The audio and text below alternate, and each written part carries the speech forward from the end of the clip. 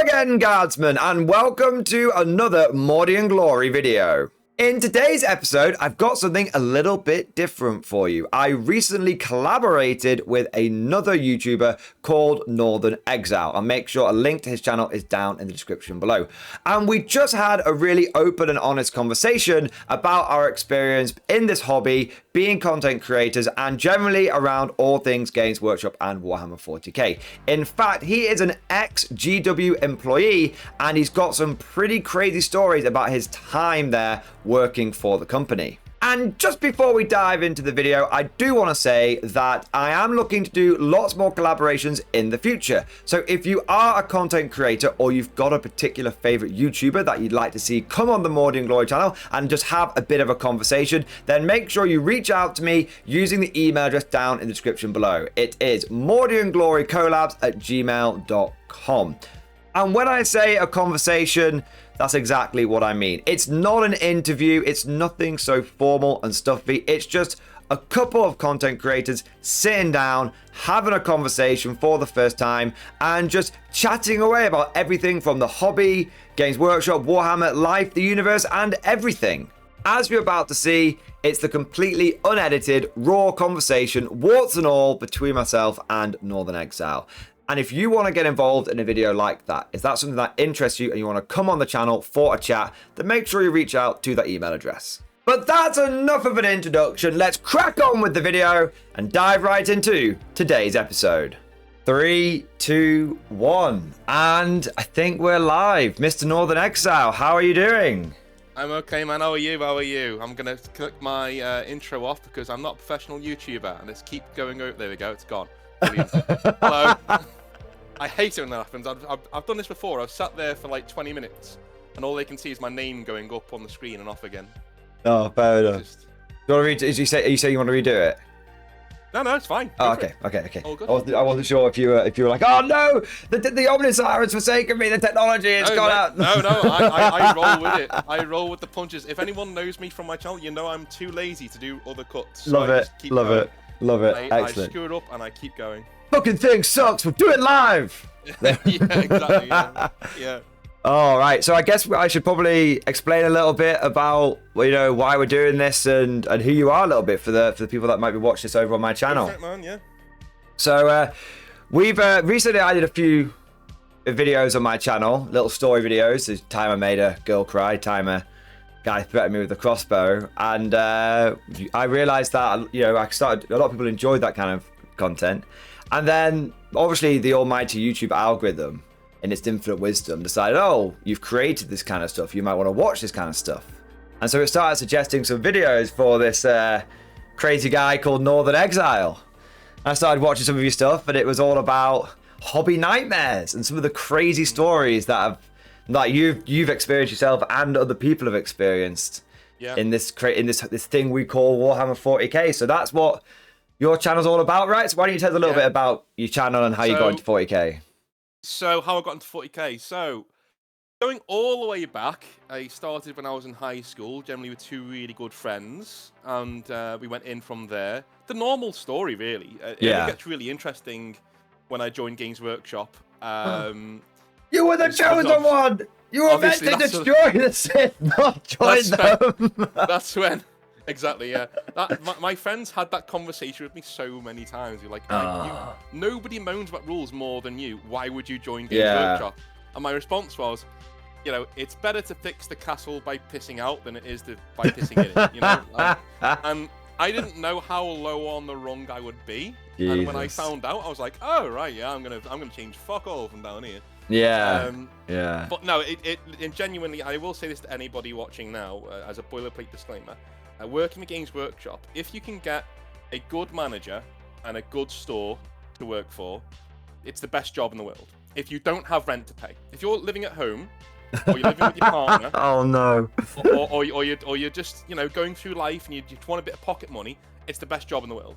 The minute you're relying on that job to pay the bills, or you're on your own in a store and you have HQ breathing down your neck, then it becomes a nightmare, and that's how hobby nightmares are born. So it was me. Right. My channel even started with me. It was called Games Workshop. My experience working for Games Workshop. My experience. Yeah, I've seen that. Yeah, yeah. Yeah, it was years ago now, and I did it just to get it off my chest, and then I closed the channel, and I didn't come back to it for a couple of years, and not seriously anyway. And Hobby Nightmares sort of grew from that very organically.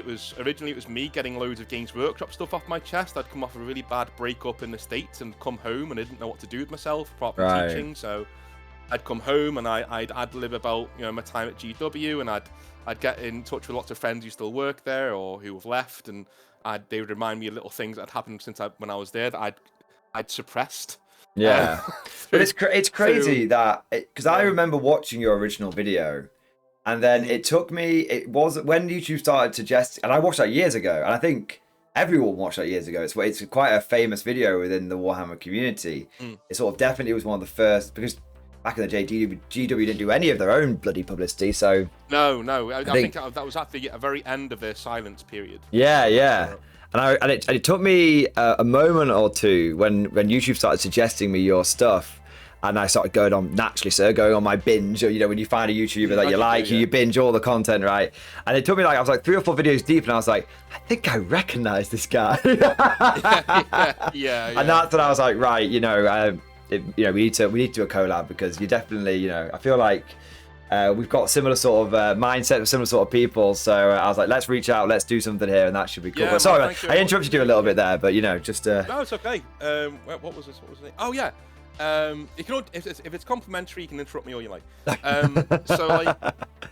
think from there we went and started Hobby Nightmares, and that was when I actually ran out of stories. I'd gotten to the end of my time. I was like, I've got nothing else to say, and it was I remember doing it one day. I think it was last year or maybe the year before, where I got to a stage where I was like, I don't have any more stories. It's all off my chest. Yeah. And it was and I started therapy at that stage, and my therapist was like, man, that's such a really cool thing you're doing, and it's going to really help you. Go through all of your memories and stuff, and I brought a lot of relationship stuff into it. Started giving advice on that because I've been through some shit, and I've done some shit, and I've been a victim of some shit, and it's been really good to go through that as well. Because the hobby, I think my channel sort of morphed into soft. It's very soft. So I deal with all of the say if Auspex Tactics deals with hard power, codexes and rules and stuff like that. I'm more of the soft side. I'm more of the how does it feel to be in the hobby? Who are the people in the hobby? That's the USP. That's the angle. That's the stick. Yeah, I get it. I like that. I like that. Yeah, I like that. Because that's what, as a content creator, you've got to have that USP. And that's really cool. Because you're right. No one really talks about that kind of stuff, and I think it's probably because a lot of nerds. And I use that not in a derogatory way. I consider myself a turbo nerd, Yeah, sure, we all do, yeah. And a lot of people are very analytical, and they don't really talk about their feelings and stuff. And actually, it can be quite important. So it's kind of interesting that you've got that, and I think that's very interesting. I think it's probably going to be quite valuable to the community. I think it's cool that I'm seeing a lot of people in my own community who are very analytical, as you say, uber nerds. Yeah. And the amount of those people who've come out of their shell a little bit, and they start sending memes to other people, and they start telling jokes that they would never come up with normally, and it's like, okay, there's a person underneath all that. I've got a lot of autistic people and other people like that in my community who are very quiet, and they express themselves through 40k. It's their mode of saying, this is the kind of person that I am. Yeah. And that sounds weird, but it is. It's how they do it. And they've started to actually speak normally and be like, no, let's have a little chat about this and about that and about culture and about some of those things go off the rails, of course, so the mods come in. But aside from that, it's just really cool to see people come out of the shell a little bit. Yeah. And maybe we get away from the stereotype of, and as nerds, we don't really have. One thing I do come across is the amount of people who say to me, I've got no one to look up to. I've got no big brother. Yeah. A lot of us nerds didn't really have. We weren't lucky enough to have very strong male representation in our lives growing up. Yeah. I don't know why that is, but it just is what it is. And so they've treated the channel kind of like that. They've gotten grooming advice on, how to wear clothes, how to shave, how to do all these other things from the channel. Just through osmosis of me talking about it, or me directly saying, get a wash or something like that. To be blunt, and it's just kind of. that's where we are with the channel. It's very, I do lore, but I mainly focus on the life of the hobby and what it's like being here and what it's like actually being a part of it. It almost sounds like it's almost the focus on the people of the hobby. It is, yeah. It's on the people, yeah. Because like, as a GW manager and I manage the local store as well, a local friendly game store. You've got to be that way. You can't.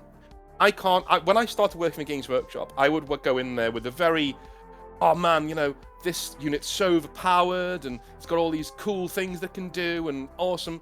And my manager just took me aside. We never really got along, but he was right in a few things, and he was right in this. He said, "Dude, stop you're clock not going right. to sell." Was it stop clock right twice a day or something like that? Exactly, yeah. He said, "Dude, you're not going to sell naff all talking like that to a customer." I went, right. Well, they play this game. Yeah, they do, but they know all these rules. And a mum who comes in, you can't just say what the armor penetration is on the thing. She'll think you're trying to chat her up or something. You can't say that. Yeah. you gotta just like look at the person and say, what do you think's cool? Why do you think that's cool? And get to know the person. And you can't run a Games Workshop store thinking like a gamer. Unfortunately, it won't work. You know. And, no. I've sort of taken that mindset and said, well, what if we made a channel like that where we got to know the people behind the armies, people that step foot, the people that are going to step foot in a store, people that are going to search for a Warhammer YouTube video.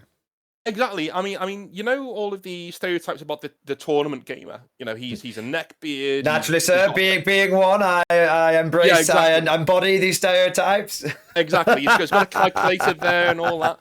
But the thing is, what I'm trying to do is a lot of those people will come on and they'll give me a hobby nightmare about the different things that they've done in tournaments. Oh, I've got to tell you something, man. I've got to tell you something in a minute.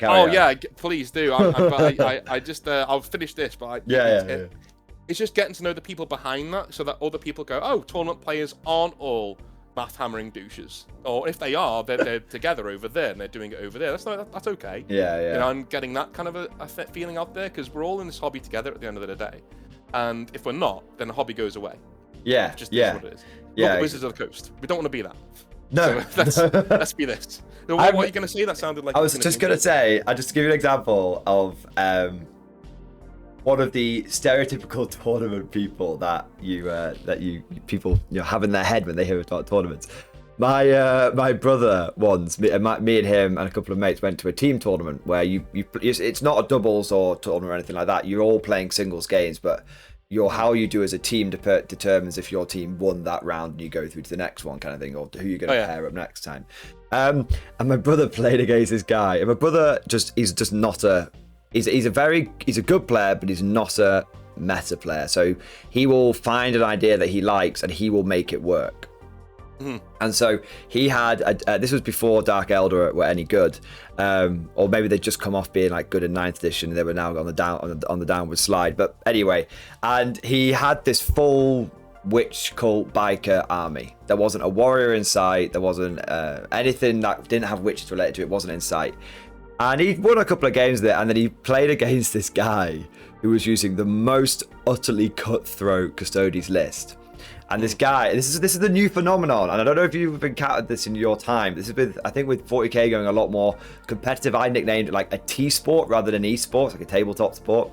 Yeah, this guy was wearing like the branded like football jersey top kind of thing. Like Vanguard Tactics. Yeah, exactly. And it wasn't Vanguard Tactics, to be clear. This guy was doing his own thing.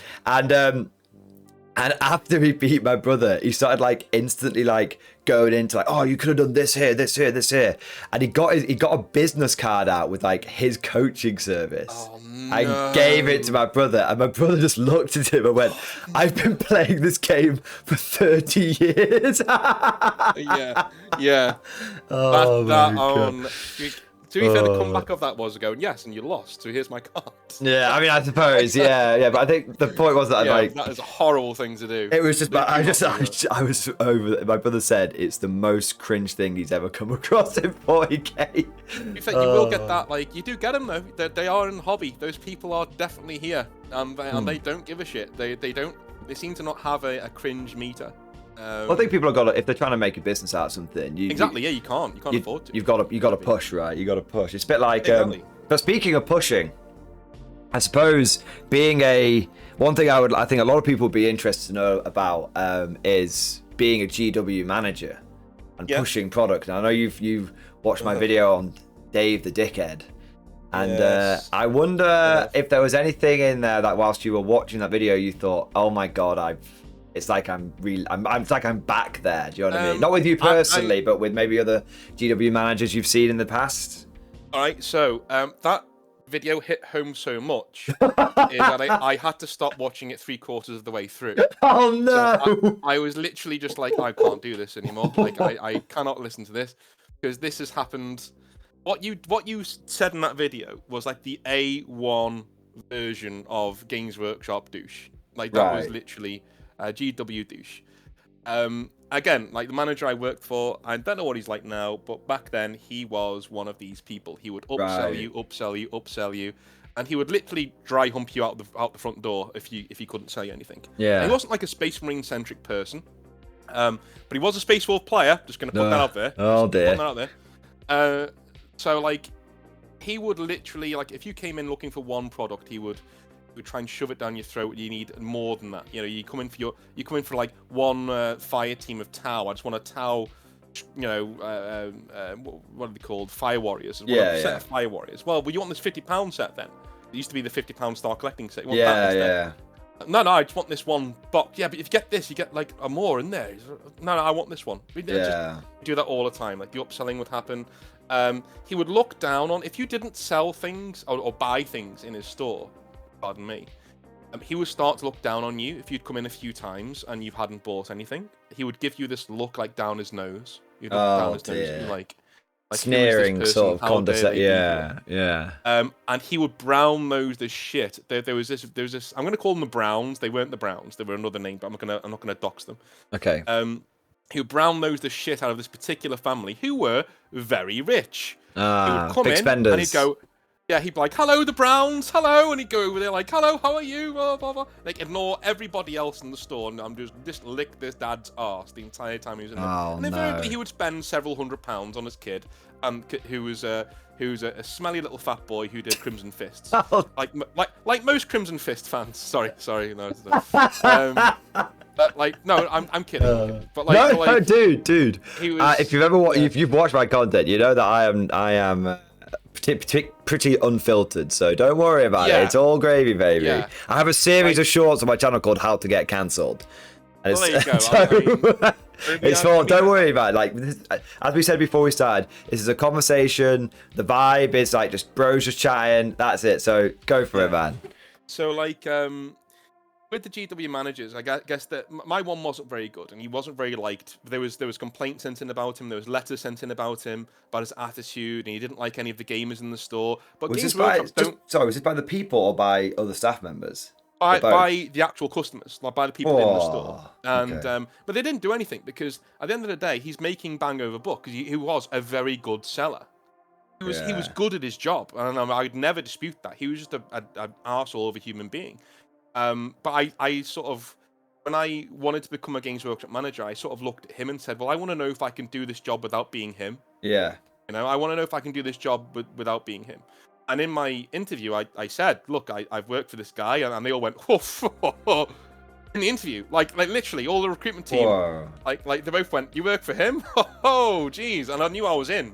That was it. They went, if he can survive there this long, like he's doing well. So this was a known entity. This guy was a known entity. So they knew he was a problem, but because he made bank, they were like... He made bank, and he'd been there for upwards of 20 years. So he'd be quite expensive to get rid of, and they like penny pinching, so it's not worth it. And at the end of the day, he is right in a few things. If you populate your store with just gamers, you are not going to sell anything. Yeah. You need casuals, you need new people, you need new blood. But the thing is, the way that you cultivate that new blood is that you make sure that those regulars are having the time of their lives, and if they're having a really good time, that'll just spread, and parents will go, "Oh, these seem like really well-adjusted young gentlemen. They're playing a really nice game, and they're learning stuff. This is great." What you don't want is somebody with the pants round their arse who smells like BO and who just come from a Magic the Gathering tournament, standing around, you know, swearing because his rolls didn't go very well. That's what you don't want. You know? And which I have to be honest, I have met a lot of those kind of people in Games Workshops. I don't know if it's. I don't know if it's. I don't know. I don't know. I'm not. I'm not an expert on this. I don't know if it's certain people gravitate towards certain areas of the community. So I tend to find that you find a lot of those, almost as you would say, like stereotypical sort of old school, like before nerd culture became relatively mainstream, old school sort of nerds. They tended to congregate in Games Workshop, and you had the people that, as you said, were maybe a little bit more well adjusted. Didn't go into the Games Workshop. And I've always been curious as to why that happened, but I don't know if you've got any insight on that. Yeah, so I had when I so the Demonettes, hello guys, they were the regulars in my store that I worked in as a staff member, and they were teachers, they were lawyers, they were builders, they were the zookeepers. There was one of them was a zookeeper. That's cool as fuck. And yeah, they were all normal guys. They would all take the piss, but they were all very respectful. They didn't swear. They were all very. They all dressed very well, and they came in utter chads and just had fun. And those guys were normal, and I was like, yeah, that's how a group should be. And they also gave that store a lot of money. They always made sure that even if they didn't buy something every day, which what the manager wanted, that's why I didn't like them, they would always buy something every month. They would come in and get a box of Primaris, or, well, before then it was 7th edition, so they would come in and get, like, a Devastator squad or whatever. So, like, I wanted that in my store, and when I moved, when I actually got my own store, which wasn't too far away, a few of them actually came with me, which was really amazing. They came with me, and they because my store when I took it over was, I gave people that I'm going to name the store because there might be somebody managing there now. I don't want to get them into any trouble. Like with me, the store that I was in, I would say this to other Games Workshop managers: "Oh, I'm running such and such a store," and they'd go, "Oh Jesus." Like that's the graveyard shift, and I was like, yeah, I know, but it is what it is. What are you gonna do? But like as a Games Workshop manager, you definitely. I will say this: the day I became a manager and I walked into Bugman's bar. Yeah. So I walked in. It was kind of like the ending to Dirty Dancing, where you get lifted up in the air and all that sort of stuff. Yeah. So I walked in and they were like, "Here's the new guy, cool." I'm still there with my dorky blue staff members Games Workshop t-shirt. I'm like, the classic. I look like an utter bellend here. What am I doing? All these cool guys with their black black stuff on. And my trainer just sat there and said, "Do you want a pint?" I went, No, I'm okay. And he goes, "Trust me, you want a pint." I was like, "All right, fine." So I got a pint, and he gave me this pint. He goes, "I've got a gift for you." And he gave me my black t-shirt and black jumper. I said, "Oh, brilliant." He goes, "Well, don't put it on then." I was like, "All right."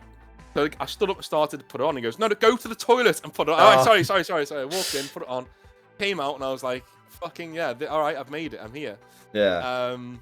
And the first 4 or 5 months of that job, 6 months, let's call it, were amazing. The second 6 months were awful. But, the first 6 months were amazing. Okay. So what changed? Yeah. What happened? If you want to share, obviously. Yeah, of course. Yeah, I mean, I've done all this before on other videos. I won't go into too much detail, but essentially, I just started. I made a few faux pas that I didn't realize I was making. So there was things like I'd get somebody's name in an email wrong. Now that's my mistake, and that's fine. But also, get over it. Like, it happens once. Get over it. So sorry. Let me dig into that a little bit, because for those of you that don't know, I worked in a very corporate environment for 10 years before I ended up. Basically, after 10 years going, I need to make a change. And so I kind of get the sort of corporate vibe that you're sort of describing here. Because go into that a little bit more. What do you mean, like, was that an email you got wrong to a customer? Was that an email you got wrong to a colleague, a higher up? No, this is an email to a higher up at Games Workshop, and they asked me for something, and I went, "Hey Gary," a really polite email, but his name was like Jerry. I can't really remember what the specifics were, but he wasn't very happy. And instead of coming back to me, he went to my trainer and told my trainer, and my trainer was now really annoyed. So my next training session came around, and me and this guy had gotten on like an absolute house on fire, brilliantly.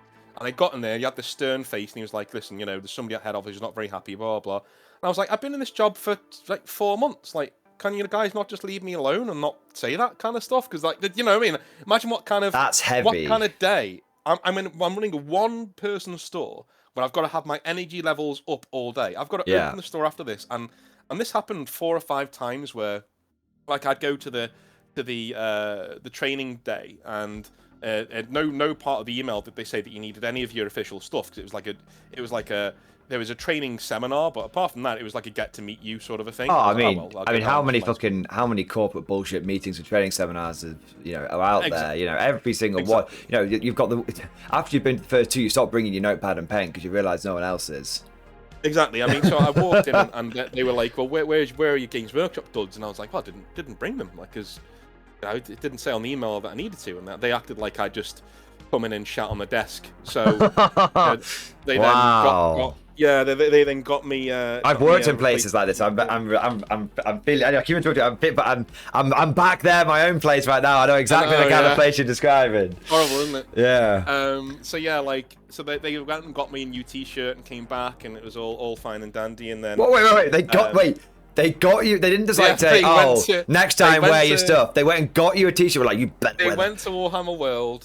That a woman went over, and a poor receptionist went to Warhammer World and got a replacement T-shirt and came back. I said, "There you go." I said, "All right, yeah, no problem." And I put That's it on. And so weird. But my trainer looked furious. Oh, it gets worse. Oh, I'm ready.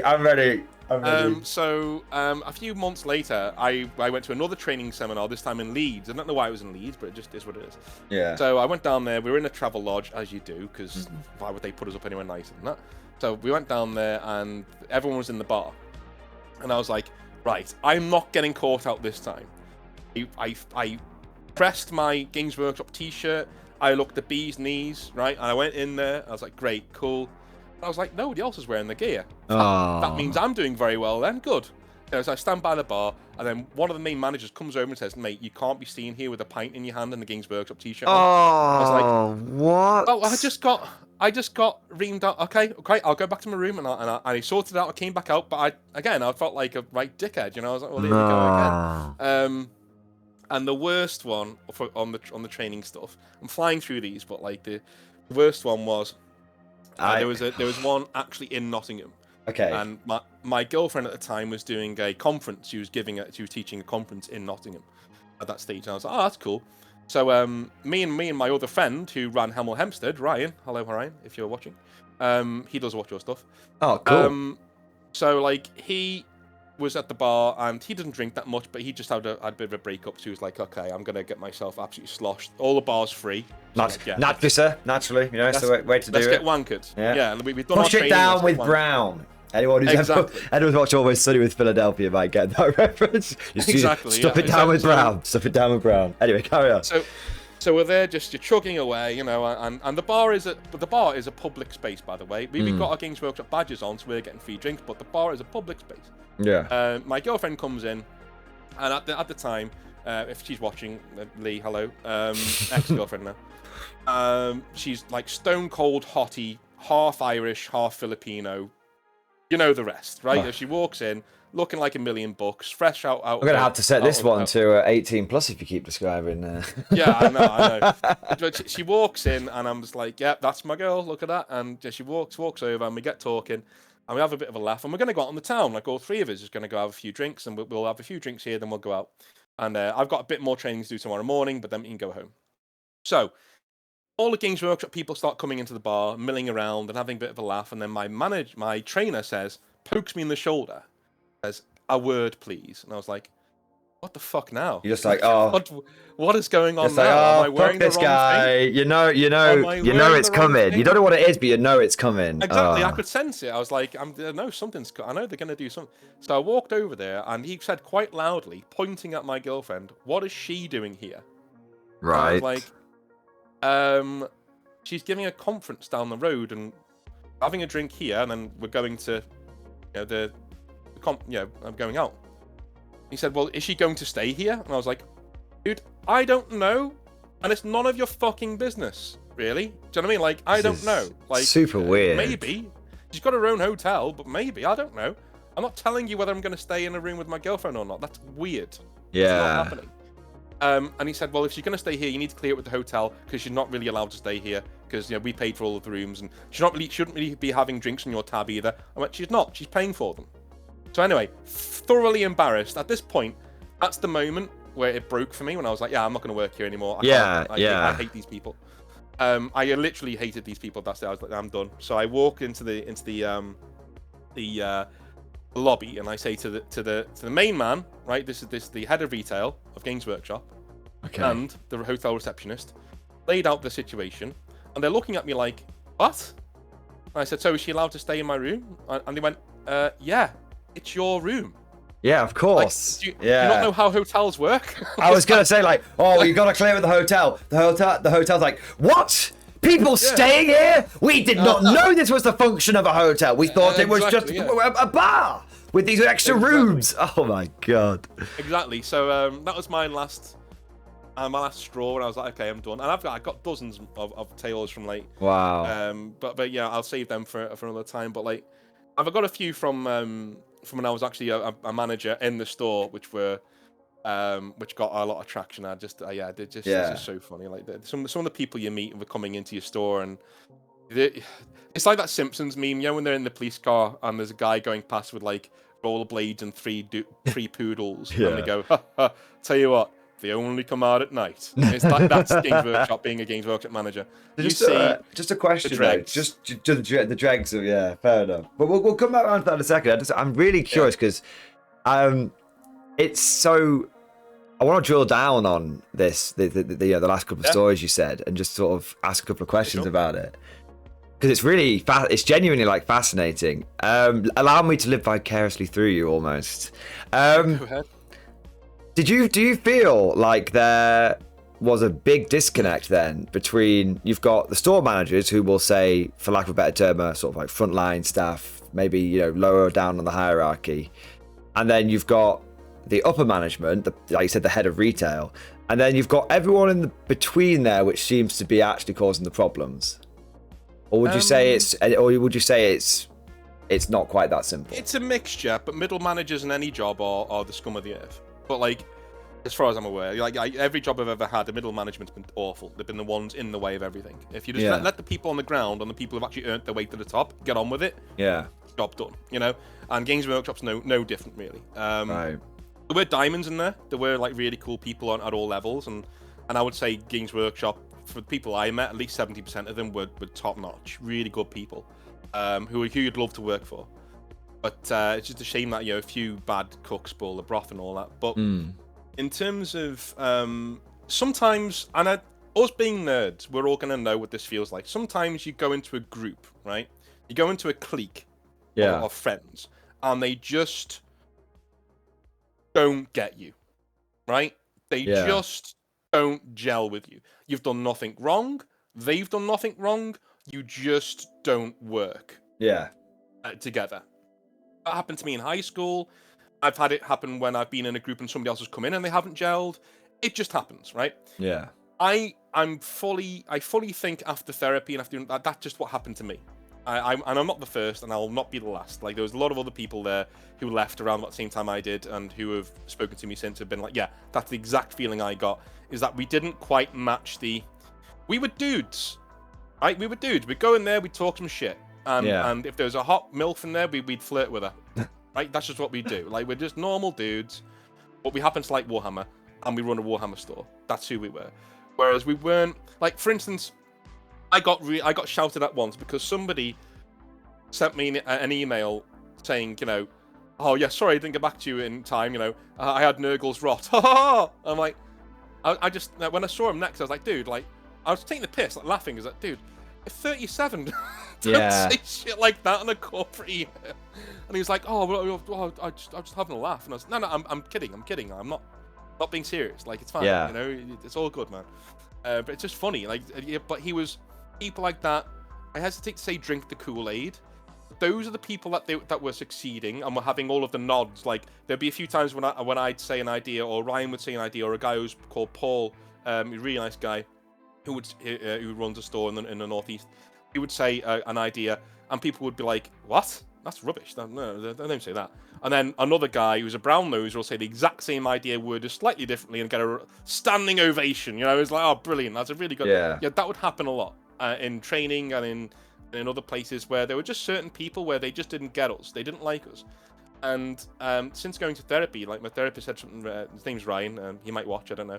But he said, it seems like this is revenge of the nerds. It seems like people who've made their way in Games Workshop were uber nerds who got picked on in school, right? Who have had to watch normies go about their business their entire lives, and when they have a normies working with them, it's payback time. Ah, interesting. That's what I now think it is. I actually think it's payback time. I think a lot of those people have been abused by not people like me, but normal people. As in, I don't look like a troll. That sounds horrible, but you know what I mean. Like I don't look like an uber nerd. I don't look like a neckbeard. I act like a normal person. I have girlfriends. I do this, I do that, and it just didn't wash. You're not one of us. Then you haven't earned your stripes. You don't deserve to be here because you haven't gone through the suffering that we have. And I completely, I'm with them. I'm like, yeah, dude, like this is your thing, but I'm a nerd too. Just because I don't look like I am a nerd. I just look a bit different. I just don't look like you. I am a nerd. I am a nerd. So I don't know if you've seen exactly. Exactly. No, again, you bring up these references, but every time it's spot on. So that's exactly what I'm thinking. Like, I think these days it's more of these people have earned their way up at Games Workshop because they're obsessed with the product. They're obsessed with the company, and they now have a sense of belonging in Games Workshop, and they will fight to the death to protect that. So and the minute you go in there as a normal person, especially if you're criticizing I did once or twice when I said you shouldn't really do that. If it's like a price increase or if it's like a treating gamers like a piece of shit, I'd be like, not really sure like that. And you would get looked at like, how dare you fucking traitor. It's like, well, this isn't a cult. I was going to say, does it feel a little bit? It sounds very familiar, and like I said, I haven't worked for Games Workshop, but a lot of what you're saying is strikingly familiar. And interestingly, I don't necessarily think it's unique to Games Workshop. I think you find those people that really, really embrace the, for lack of a better term, corporate culture. And those people, they almost that their job, that corporate culture becomes part of their personality. And sometimes maybe they were already naturally, they thought the same way into the cultures, but some people adopt it. But it's interesting how it's those people that really, really give almost their entire essence to the company they're working for will do better. And it's not necessarily surprising. A company is obviously going to be really, really happy if someone is like absolutely into it. But at the same time, it's kind of strange if you shouldn't be punished for not being that way either. So it's kind of interesting. Yeah. I'm not really making a particular point. I'm just sort of making an observation. No, I completely agree, and I think that Games Workshop take that to the extreme because it's such an insular hobby in the first place, where we're all in this together and we've all got our friends and things, and there was a definite feeling of who is this guy or who are these guys, and why are they normal? Why should they get to be here and have this amazing job? There was definitely that kind of a feeling of like. Now, you know what I mean? Like I'm now getting my comeuppance because I went through loads of shit liking Warhammer when I was younger, and now I get to work for this company. Yeah. And this is my reward. You shouldn't be here because you didn't have to put up with the same shit that I did. That was the feeling that I got a lot when I was there, and it was just kind of. And I've only recognised that years later. It's like when I try and put myself again through therapy in somebody else's shoes. It's like, well, they were like that. Why were they like that? And the more I've thought about it, and the more I've gone into it, and what their behaviours were, and what they looked like, and how they acted with each other, like, okay, cool. I can kind of see where they're coming from. It's wrong. Yeah. But I can see where the behaviours are coming from. Do you think that has changed with what I would call hesitantly new Games Workshop? Because Games Workshop post 7th edition as I was there. So I was there for 7th and 8th. So do you think with new, for lack of a better term, new GW, when GW almost went under with 7th edition, do you think that's changed at all as it's become more mainstream? No. When inevitably you've got like Henry Cavill coming in and all this kind of stuff. Do you think it's changed even slightly, or do you think maybe it's been diluted a bit? You think there's a lot of people playing Total War games now, and you were saying maybe not within GW, but there's a lot more there's a lot more regular people that are aware of it. I mean, hell, when South Park starts making jokes about you, you know you've almost made it, right? Yeah. So Raven Guard stuff. Yeah, exactly. So do you think even if it's only just started changing, do you think it might have started watered down a little bit within the hobby in general, or at all within Games Workshop? Sort of like two questions there. So within Games Workshop, I can't really speak to it because I've not worked for them for years now. So like I don't know. When I was there in 8th edition, and when it was going strong, and when the things were really kicking on, and it was still the same then. Yeah. I can't really see how it would be any different now. I know people who still work there, and I'm not going to speak for them, but I can only see what they've told me, and that's been like, no, it's exactly the same. We just keep our heads under the radar now. Like we're just, if you can get to the next day without getting shouted at or getting a nasty email from HQ, you're doing well. Which isn't great, but the thing is, once you've had your 20th email and you're 6 years into your job and you haven't sacked you, you know it's just all talk. It's literally they're trying to get you out of there because you don't fit, and they can't sack you because it'd be unfair dismissal. So they're trying to get you to walk essentially. And as long as you recognise that and you know that's there, you can just stay there for all the rest of your career, and eventually they will give up. I couldn't do it. I couldn't hack it. I was like, I don't enjoy this hobby anymore. I don't want to do this hobby anymore. And fuck you, you're not taking my hobby away from me. So I left. And that was the end of my that was the end of my time. And I went and worked for a gaming bar in London for a bit, and it was fun.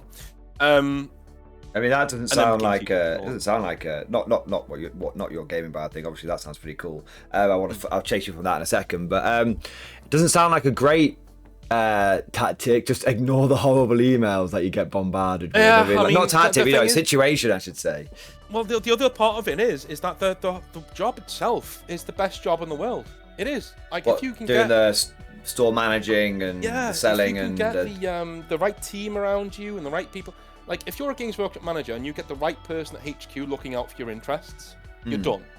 You're done. You're Teflon. Nothing can touch you unless you do something heinous, like touching up a customer or something. Like, they're not going to sack. That's pretty bad. Yeah. I mean, so like, again, unless you do something beyond the pale, if there's somebody at HQ who likes you, you're done. If you can get the head of retail on side or something like that on side, you're Teflon. Nothing can touch you. Even if you can get 1 or 2 trainers on your side, that's it. Like, because they're the ones who adjudicate who's in trouble and who isn't, essentially. So yeah, it was all sorts of. And I also made mistakes. Like I was very. Whenever I got eventually the first few times I was a bit awestruck when I was getting like disciplined for things I hadn't really done wrong. You know? Eventually I started giving it back, and I was like, yes, I don't give a shit about this job anymore. So here is your criticism, right back up your ass. There you go. And how'd you like that? Because I'm a normal person, I can deal with confrontation. You can't. You're a nerd. So, I got that all the time. And it was just like, when I left, it was more of I didn't come back to the hobby for years. I was done until the pandemic. Wow. And when the pandemic came around, I started in the hobby again. Yeah. So that was, and funnily enough, I'll get into it a bit later on, but funny enough, like, the channel started to pick up as I got back into the hobby.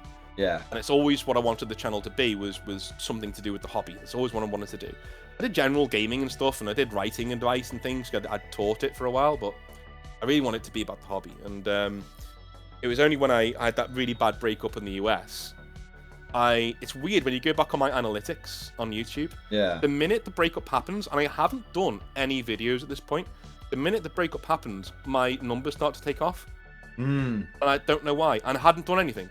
I hadn't uploaded anything. Sign from the gods or the flying spaghetti monster, whatever you believe in, I'm not that kind of a guy, but maybe, I don't know. But like, that's where the channel, that's why it's so special to me. Like, I love it. Like, I love everything that I do with the channel. It's really, really fun. And I read some, like, the one I'm reading next Friday is probably a 2-hour behemoth of a saga. It's been taking ages to get all of the parts and different aspects because there's 3 people who are arguing against each other, essentially, who are all, that's crazy. This is your next Hobby Nightmares video? That's the next Hobby Nightmares will be a Monday, but this is gonna be Fridays next week, so I can touch it properly. But back to G-Dub. I don't know what's going on in the hobby, because one, I'm not there. I know that it probably hasn't changed, because the game itself hasn't changed. The way that they can say that they're for the fans all they want, but there's only so many times you can say that whilst your prices are going up and whilst you're trying to close third-party retailers. You know, like they're trying to get rid of those third-party retailers by pricing them out, and it's not right. And they only want you to buy Games Workshop products from Games Workshop. There's nowhere else they want you to buy them from. You know, it's just. Have you seen much with 10th edition? What's your thoughts on that? So obviously? I've played 6 games now. 10th edition. I really enjoy it. One-page rule still kicks ass. I'm sorry. Fair play. It's just better. For me, it's just better. I'm a narrative guy. I like telling stories on the tabletop. I love watching people play 40k 10th edition. I really like it as a 40k game. You know? But I enjoy one-page rules more. I don't know why. It just flows so much better. It's just so much more fun and balanced. And I know when the codexes come out, the game balance as it is now in 40k will go right out the window. Well, it's already giga-fucked, man. Like... It's already. It's already. Anyone who's got an Eldar army is going to be coming in their pants right now. Oh my days! Well, have you seen what came out today from Games Workshop?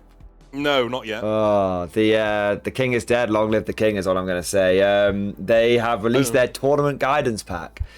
And all I can say is I hope you like L-shaped ruins because Games Workshop does.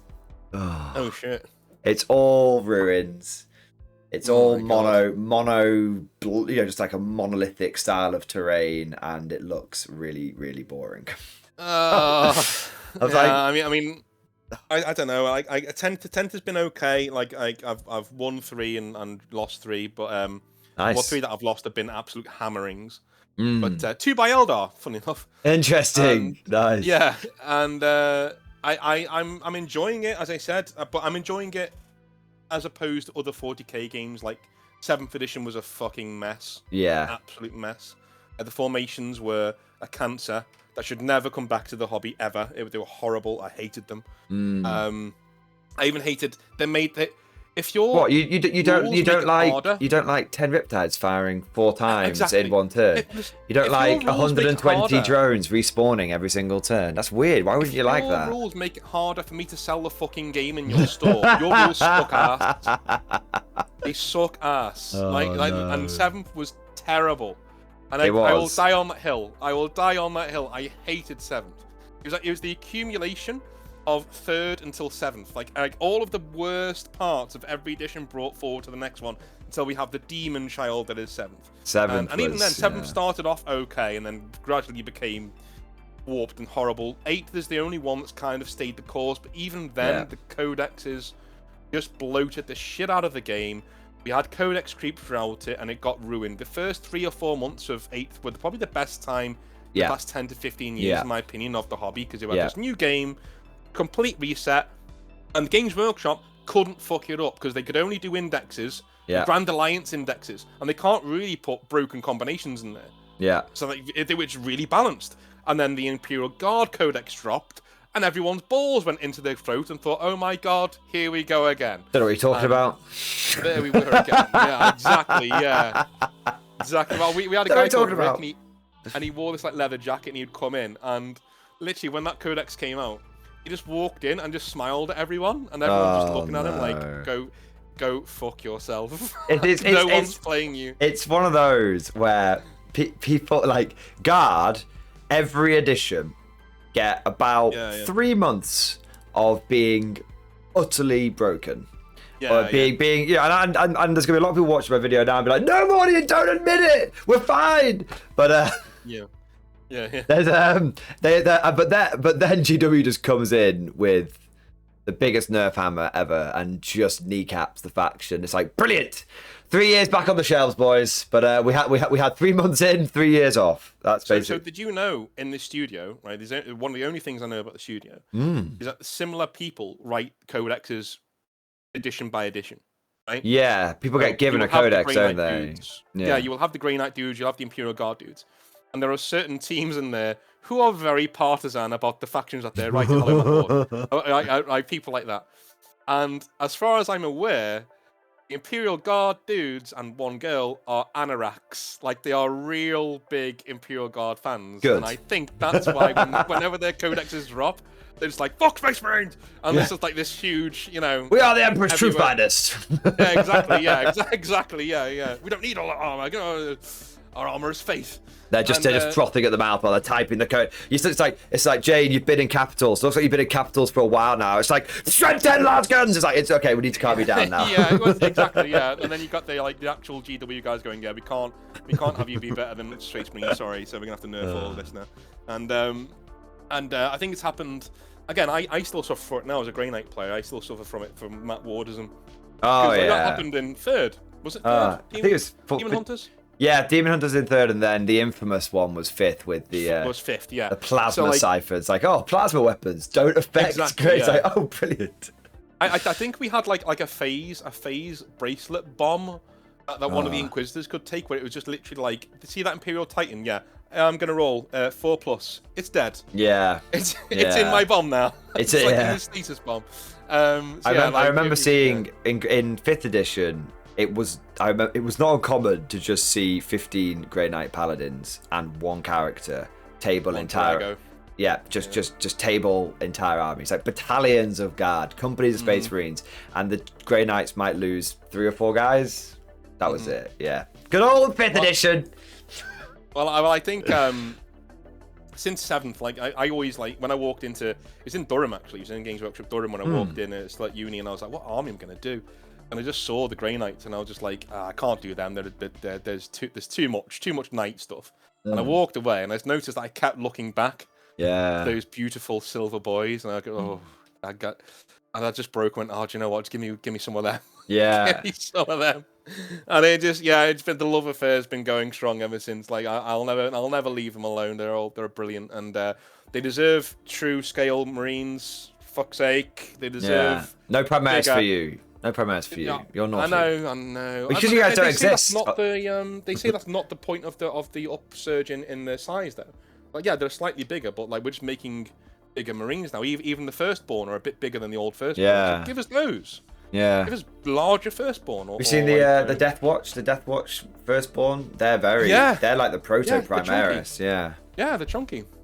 So give us one of them. So what? So you're a Grey Knight player. That's interesting. I didn't actually put you as a Grey Knight player. Do you find what drew you to the faction? Was it just the aesthetic, or was that when you started reading about them? What was it? No.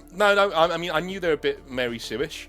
Yeah. But like, it was more the armor, and there was one piece of art. There was 2 pieces of art. There was one where it's black and white sketching. It's like a Grey Knight walking forwards with a Force Halberd, and he's got a demon's head in his other arm. Oh yeah. Walking sideways profile, and I was like, that's the shit. Yeah. And there's another one where there's Khorne demons all around, and there's a Grey Knight with a halo above his head, sweeping a Force Halberd through a demon in black and white, and I was like, fuck, that's amazing. And no other.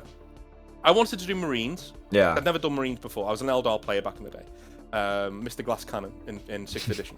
5th and 6th edition. Collecting Grey Knights and Eldar in 5th edition. Man, you say you're an active player, but I'm getting something different from you. Oh no, I was too young. I was far too young to play Eldar.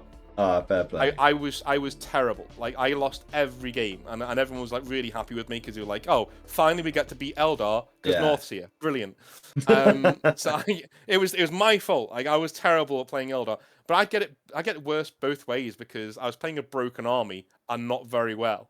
So the other person would be like shaking his fist in my face, going, "Yeah, finally, fucking space elves!" And I was fuck you! And you're like, I don't know what the hell's going on. But they're terrible. Eldrad's dead again.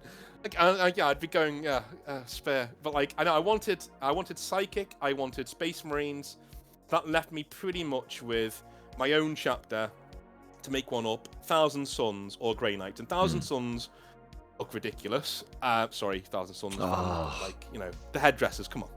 And the Grey Knights look like fucking Arthurian knight with power armor on. Give me some of that, please. So that's basically what and that was it. I went from there, and the more hate I got at university, because I used to run 9 Paladins and Drago as my center Death Star, essentially. Yeah, at 7th edition. And they were so, with Sanctuary on them as well, it was so hard to kill.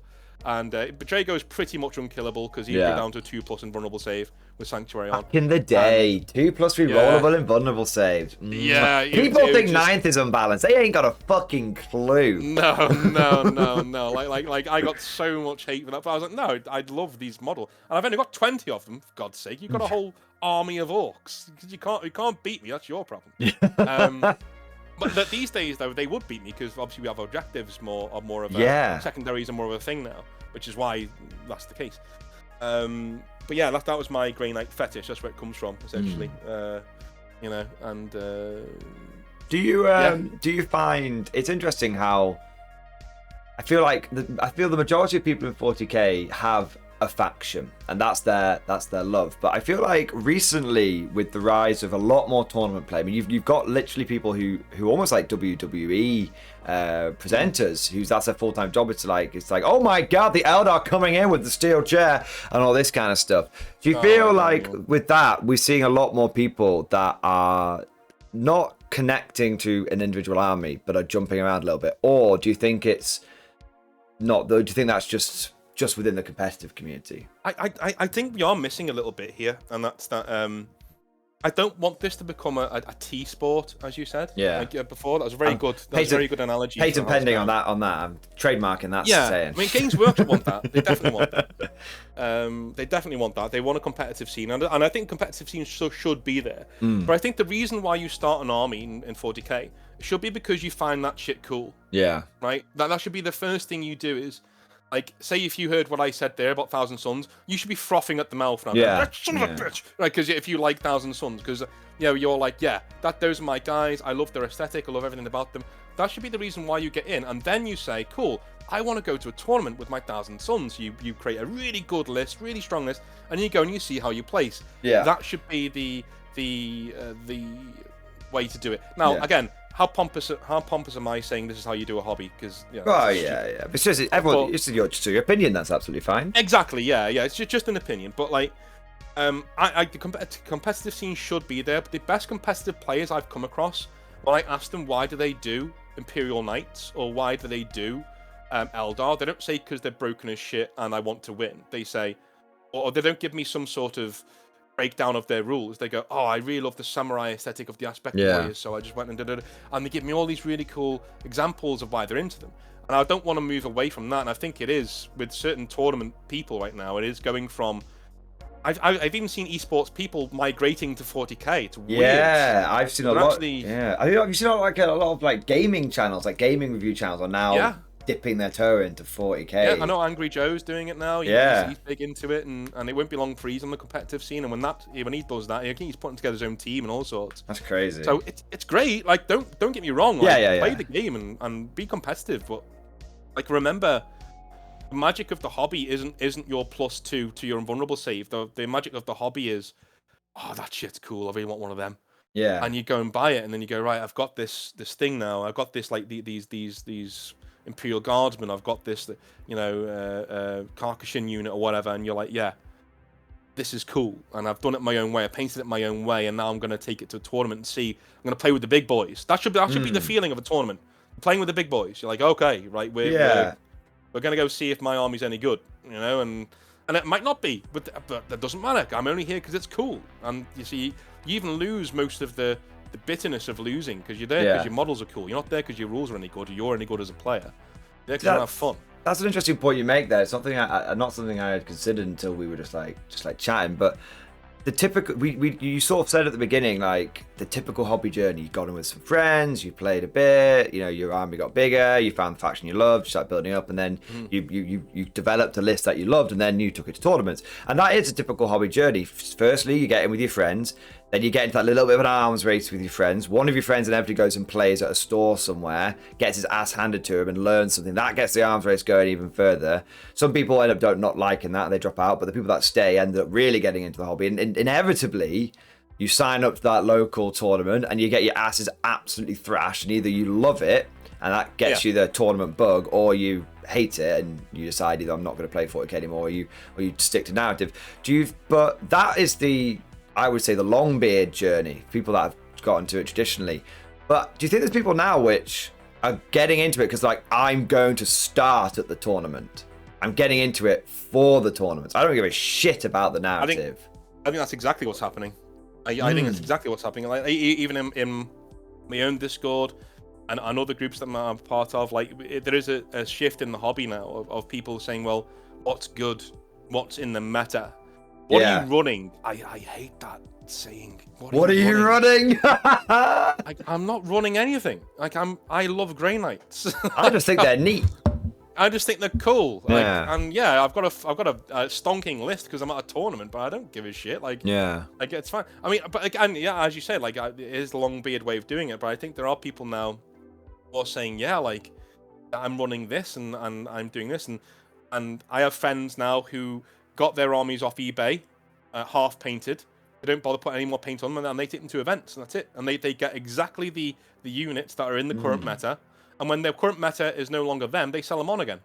Yeah. They just sell them on. Or they throw them in the attic, never to be seen again, until they come around in the meta once more. Yeah.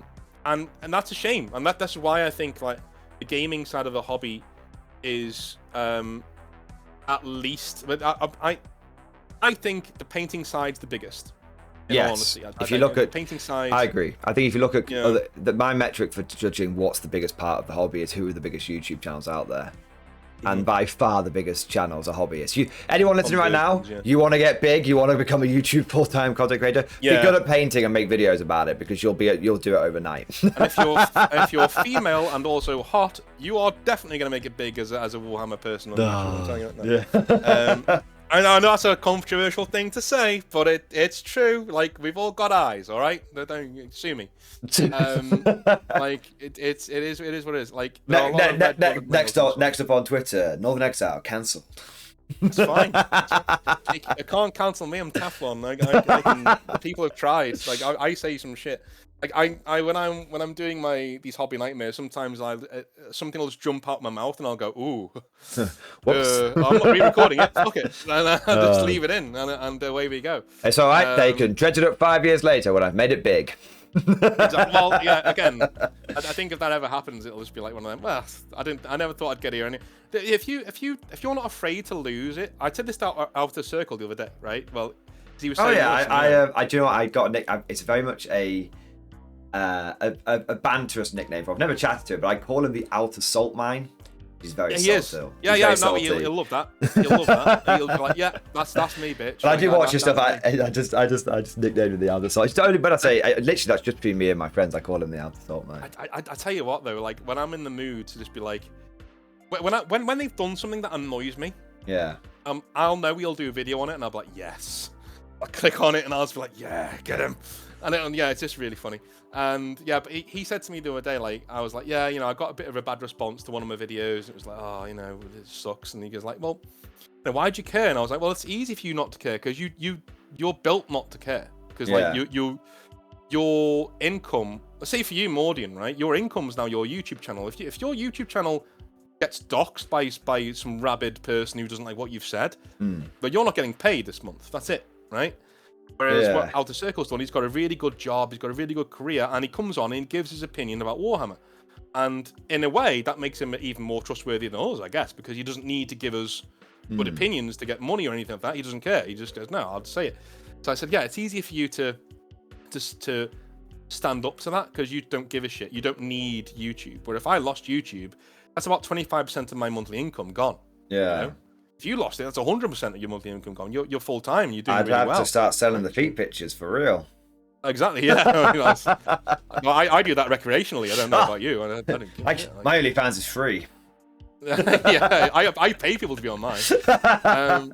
So yeah, like it's just that's the trials and tribulations of being a Warhammer YouTuber. But if I will say this, right, and that sounded quite sexist before, but trust me. If you are a girl and you are decent looking and you want to get into this thing, Warhammer, being a Warhammer YouTuber, you will do well. Like, you will do well. Now, don't get me wrong, there'll be certain parts of it where, because of your looks and all that, but if you know what you're talking about, we love that shit. We love new people getting into the hobby, and it makes us feel good to see people not like us going, this is cool, because it makes us feel more validated and going, we made a good choice. There are hot women here as well. That's what we want. So come on in and roll some dice with us, And I think it's an interesting point for certain, and I think I honestly, when it comes to content creators for myself, I and I mean this in the nicest possible way, I couldn't give a damn if they're man, woman, small furry creature, mouse, centaur. It just doesn't bother me. For me, it's all just like, if you do good content, I like your content. If you don't do good content, I don't like your content. It's literally that's all it comes down to it. And I would, and I'd say I do feel. I do sometimes feel a great amount of sympathy for some for female content creators, whatever circle they're in, because you have on the one side you have the people that will creep on you or will love you for your appearance, and then on the other hand you've got the people that are unbelievably toxic because you dared to be a woman in their space. Yeah, that does happen, it completely and so it's very I feel like it's a big double-edged sword. I think people who go in and say it's easy peasy, you'll just you'll go in there, you put a camera on, boom, you've made it. I'm like, it is. You are for every flower getting thrown on the stage, you are getting a rock thrown at you. I'm not saying it'd be easy. No, I know. You need to be able to stand up to the heat. But the space is there for you, is what I'm saying. Like there is definitely an open market. I mean, let's be honest. All the hate people get for like being hot women and in the hobby, how many can you name? Well, I can't name very many. But to be fair, I spend my entire day making YouTube videos and hanging out with my cats, so I have no social awareness. Well, I get it on my so there's two things. I hate this algorithm because if I search for one, like if I look at one slow motion yoga stretching video, right? Just one. Just by accident, obviously. I mean, it just happened to come across. It's not accident, right? Oh no! But I'm out of culture. I see. I'm out of culture. one first slip, and my entire first slip. Oh god! Bombarded with these things, and like my mother has to walk past when she visits. She's like, "Oh, what are you watching?" This is suggested videos. Yeah. Oh dear. Well, because I also watch hobby stuff, right? Those two things combine in the algorithm, and I see a lot of, whenever a new person comes into the hobby who's a woman, invariably they will be in my recommendations. But what I will say is that a lot of people, in terms of like what we were saying before, and like the actual stunners that are they like e-girls, right? Those people who do like video games and stuff on Twitch and things. We're not seeing any of them, and I think that's a really cool thing. Is that we're not really getting any of the OnlyFans. I mean, the OnlyFans crowd coming over it. It's mostly people who are dedicated to the hobby and they're like, I want to say some shit about it and I've got something to say. That's really cool. And if you want to do all your OnlyFans stuff, then I'm not going to judge you. You go and do what you want to do. But like we seem to be attracting like a lot of people who don't. I'm going to say don't look normal, but that's not right. They don't look like. You're not meaning it. You don't mean it in a derogatory way. Yeah, they don't look like typical nerds, which is a good thing, I suppose. But like, part of it going mainstream, we were saying before, isn't it? Yeah. It's going more mainstream, and I have seen a lot of toxic behavior, either through Hobby Nightmares when I read it out, or even been people banned from my own Discord because I've been like, that's beyond the pale. I can't be dealing with that. Go away. And it sucks. It sucks. Like, and even sometimes I do think like as a dude, like I get some shit for my videos, but then there's another female YouTuber who is on my my Discord, Kira, very very nice girl, but she has to go through. She gets shit sent to her all the time. It's not great, and all she does is a few shorts just saying, "Look at my Titan, isn't it great?" And there'll be a slew of horrible comments and shit like that. But she knows, and I bet she got a good job. But I bet she knows if she actually put her heart and soul into it and actually tried to become a YouTuber, the audience would be there to back her up. And to actually, to pull her in, and so the space is there. Don't get disheartened if you're someone who is a woman or whatever. Don't get disheartened by the shit that you get, because you will get the shit. You will, because I get the shit, and I'm a normal looking bloke. Right, and no one wants to fuck me. Well, not many people want to fuck me, right? And I don't produce this raging male reaction, whereas you're gonna get it. But the audience is there. We're here to look at what you're doing, and say hello. Brilliant, fantastic. Be here. I think you're making some good points, and I think this as it becomes mainstream, it will inevitably and the community will broaden. Is the way I look at it, and Overlord Cavill will see to that. Yeah. Yeah. Well, the moment that comes out, it's just like, boom. I think that is when that happens. I think Games Workshop Warhammer 40k it will finally breach into full mainstream. Ironically, the thought I had in my head of his series was of a Mordian, right? But he's got the chin for it. Yeah, that's what I mean. He's in the full regalia. Yeah. Short hair, you know, this hench-looking motherfucker in the full uniform, and just watch all the women just explode. Their ovaries explode everywhere. It's gonna be brilliant. That's what I would do. I'd be like, yeah, but let's go and get the normies. Let's go and get the normies with Henry Cavill. Go get him in. Get him in. There'll be a little advertisement at the back going, oh, if you want your own Mordians. Well, you think GW would be good at that, but they blew up the old world and then sold Warhammer Total War, so... Yeah, oh my god. I do not think to this day that they realised what they were doing when they sold the rights to Creative Assembly. I honestly don't know. I think they were selling... I think you're 100% right. I think they were purging themselves of all... Yeah. They were like, anything old world, gotta go, get it out the fucking doors. We're not doing this anymore. And the Creative Assembly, the Creative Assembly comes along and says, oh, can we buy this IP off you? Yeah, fuck it. And we don't want any more. Fucking have it. Like, do what you want with it. It's fine. We might make a tabletop game out of it at some point, but we don't really give a shit. And then literally Warhammer Total War comes out, and GW was like, fuck. It's like, how much? The amount of people that I don't go in GW all that much. But I don't think a year goes by where I'm not in a Games Workshop or in a hobby shop and someone comes in and goes, oh, is this the place where you sell Warhammer? I've played Total War. Can I buy? I love the Empire. Do you have any Empire models? And the GW guy's like, well, we have Stormcast Eternal. And the guy's like, don't give a shit. And they walk out. Like the number, they must have missed out on hundreds of thousands, millions of pounds in sales. The thing is, Age of Sigmar is outselling the old world, but it's being pushed as well and supported, and new stuff's coming out for it. I honestly think if you saw Games Workshop put this kind of weight behind the old world when it was out, it would never have gone away. It would have been easily a clear second place to Warhammer 40,000. Yeah, nothing's going to take the place of Warhammer 40,000. It's a zeitgeist thing now. Yeah, it's in the collective consciousness of as you said before, if it's on South Park, that's it. You've made it. You're there. Games Workshop are never going to go away, and this is the thing. As I know, Discourse Miniatures talks about it as well, which he says, Games Workshop isn't the hobby. I'm like, yeah, that's true, and I support you for championing other games. Yeah, but it's also not true, because that's like saying Disney isn't all animation. Well. I wish it wasn't so, but it kind of is. So at the very least, it's 99.9% animation. Exactly, yeah.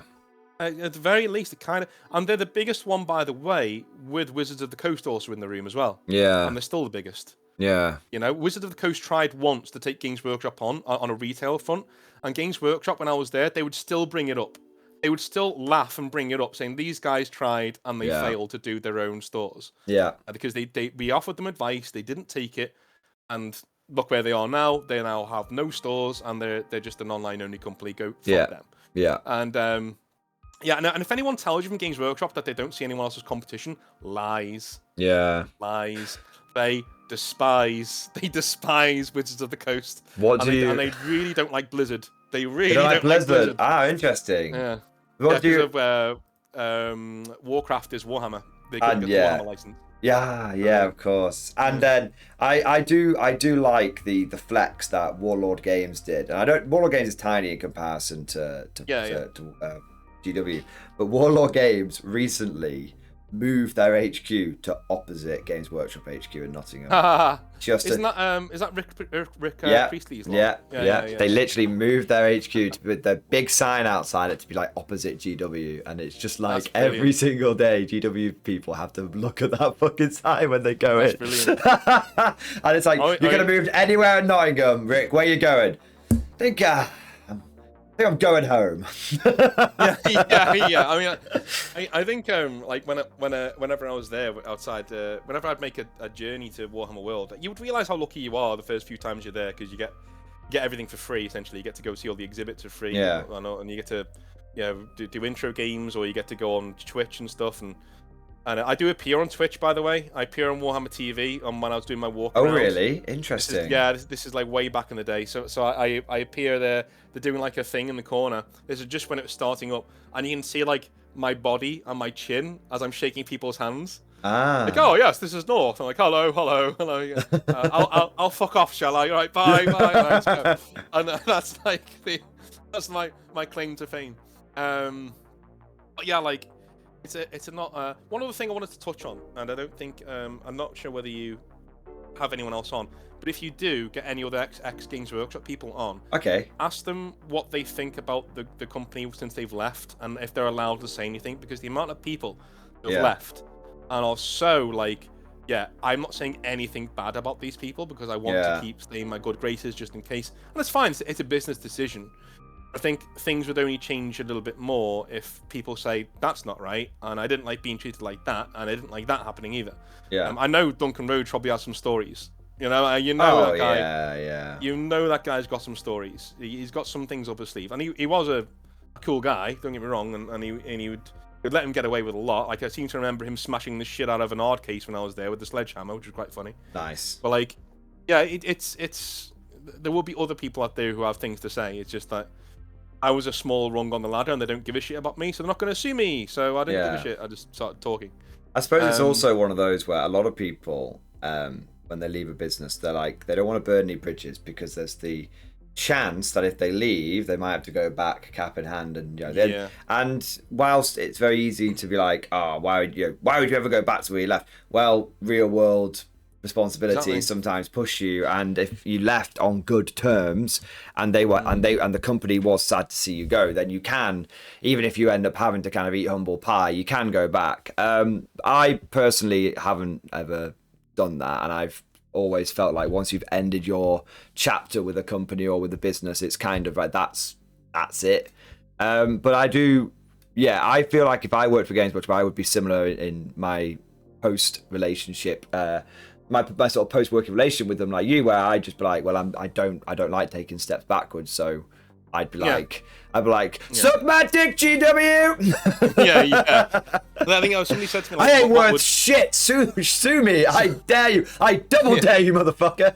You can have my £7.50. There you go. Like, no, I think somebody said to me, what would need to change for you to go back? And I was like, would you ever go back? And I said, what they would need to change is so fundamental that there's just no point in even asking that question, because like. It would need to be such a shift in attitude. And maybe it's happened since I've left. I don't know. Yeah. But it was an interesting time in my life. I will say that. Yeah. We had lots of interesting customers come in. We had like this Titan. I don't know if you've ever heard that Dave the Titan guy when he came in. He had this like. No, haven't. So I'm standing in the store, and I'm giving an intro game to this kid. So it's half term, so I'm doing good business. This is all going really well. And we've got these 4x4 tables, and I've just given an intro game on one of them. It's 4x4 table. It's not very good, but it's good enough for a 500-point battle. It's fine. So the kids go away, and I'm standing around, and this van turns up outside. I'm like, I don't get my windows clean today. What's going on? So this guy gets out, and you can tell he's a nerd. He's like 6'3", fat. I mean, like, fat. It's raining men, fat, right? So he comes out, and he walks around, and he's got this flip-flops on. I'm thinking, what the fuck? But he's got flip-flops on, right? And they've got, do you know the cushion on a trainer by your foot, right? When it meets your leg? It's got them on them for some reason. I don't know whether he had something going on with his that heels. Sounds strange. But he goes to the back Maybe of he had it for medical reasons. Yeah, probably. But he goes to the back of his van. He gets out this trawler. And it's like one of these stand-up trawlers, like trolleys where you can put like files on it and stuff. So he leaves it back out of his van. I'm thinking, this must be a delivery, but it's not Thursday because we get our stock delivered every Thursday. I'm like, okay, well, it's like a Tuesday or whatever. So he comes in, stands there with this massive box, reaches down, like sorts out his trainers, and stands up and goes, I am here for a battle. I'm like, okay, right, cool. Yeah, what have you brought? I have brought my army. I was like, okay, cool, excellent. Is that it? And he's like, yes. I was like, fucking hell. I'm going to put two of these things together. I mean, we've only got like 2 4x4 tables. Yeah, it's a GW, right? Yeah. Yeah, exactly. Yeah, I mean, I could try, but I can't promise it. Yes, I will play on that one. Okay, fine.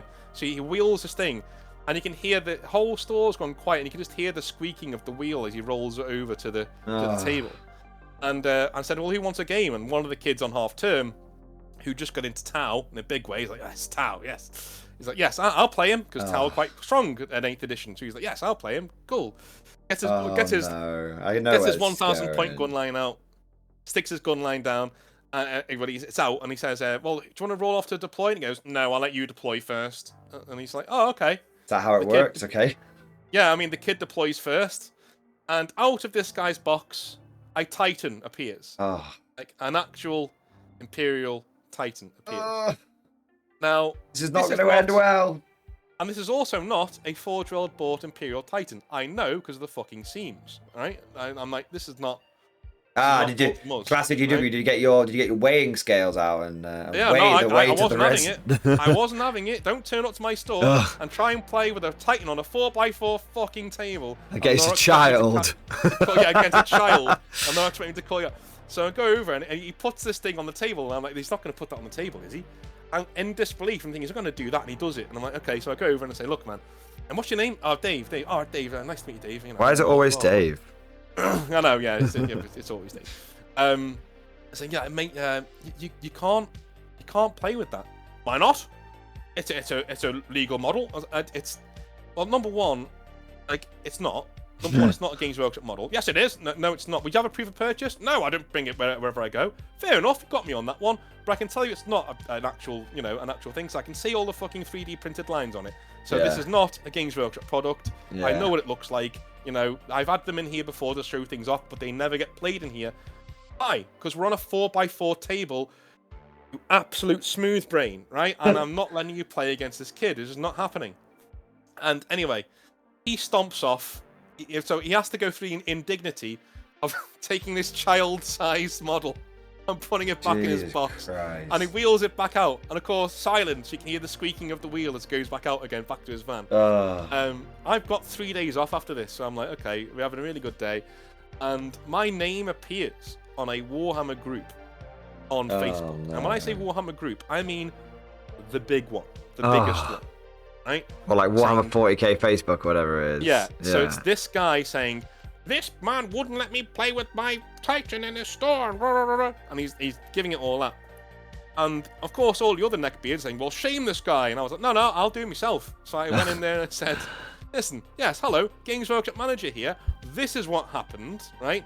You walked in with an Imperial Titan, you tried to put it on a 4x4 table to play an 11-year-old boy. Yeah. That's not happening in my store. Go suck a dick, essentially, right? To which I got a phone call from head office saying you can't get involved with spats online. You're bringing the company into disrepute. And I was like, all right, fair enough. I'll stop.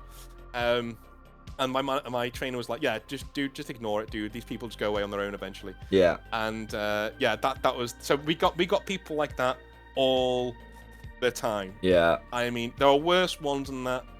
But like we got it all the time from the hobby. So next time you see a Games Workshop manager who's not quite in a good mood, he's probably dealt with some shit like that. Probably dealt with someone like that. Yeah, he's probably dealt with like with a Dave or somebody else who'd come in. But I've got more positive stories than negative from my time working at Games Workshop from customers. The bad ones are bad, really bad. Like I've had somebody shit themselves. I've had people throwing up. I've had kids like pushing. I've had one kid pushing another kid through one of the display cases. Yeah, we've had all sorts of shit go on. And do you find that parents drop their kids off at your store and then go and do the shopping? Yeah. Definitely. Yeah. Happens all the time. We are basically Games Workshop daycare, and we had this. So I probably shouldn't say this one, but fuck it, it's your channel. I can always edit out. Don't worry. I know, just leave it. You can put it on your channel as much as you want. I can always edit it on my channel if I need to. So, it's where it's like Northern Exile, like, yeah, there's this one kid who was an absolute bellend, so I punched him in the face. And it was edited that bit out. No, it's not like that. It's not like that. So we had a WhatsApp group of the lads in the local area. The only one who wasn't there was my old manager because we didn't want him in the group. It's just one of them things. Right, you don't always invite. It's not like a TV. You don't invite your boss around to your barbecue. Well, he was now a peer, which is really funny. And in fact, the day that I got offered the job, I actually went upstairs in his store to get the phone call. Yeah. And they said, "Congratulations, you know, you're Games Workshop manager." And I just walked downstairs and just smiled at him, like, "Hey, we're peers now. We're colleagues." He's like, "Fucking shut up and go and paint the shelves." All right. So like, yeah. So we had this WhatsApp group where.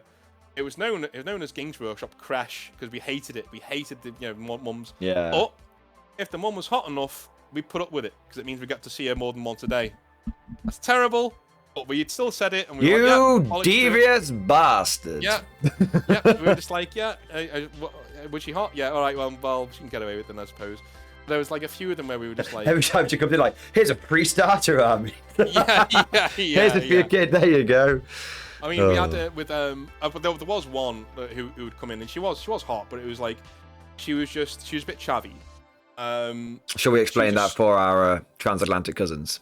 Chavvy chav is culture. Kind of common. I'd say common would be a good way of putting it, I guess. Common? Are you implying there's a class system in the UK? How dare you? I know. But yeah, so like they comes in wearing tracksuits, fags looking out of one ear. Yeah, wearing tracksuits, drinking. Big hoop earrings, you know, cuffs to hit kid round the head, that kind of thing. But it was a weird one because you could see that's a beautiful woman, but like underneath the makeup and all of the shit that's going on. But anyway, she would come in and she would like, you know, drop the kid off and literally leave him there all day. And this kid was just a horror. He was just terrible.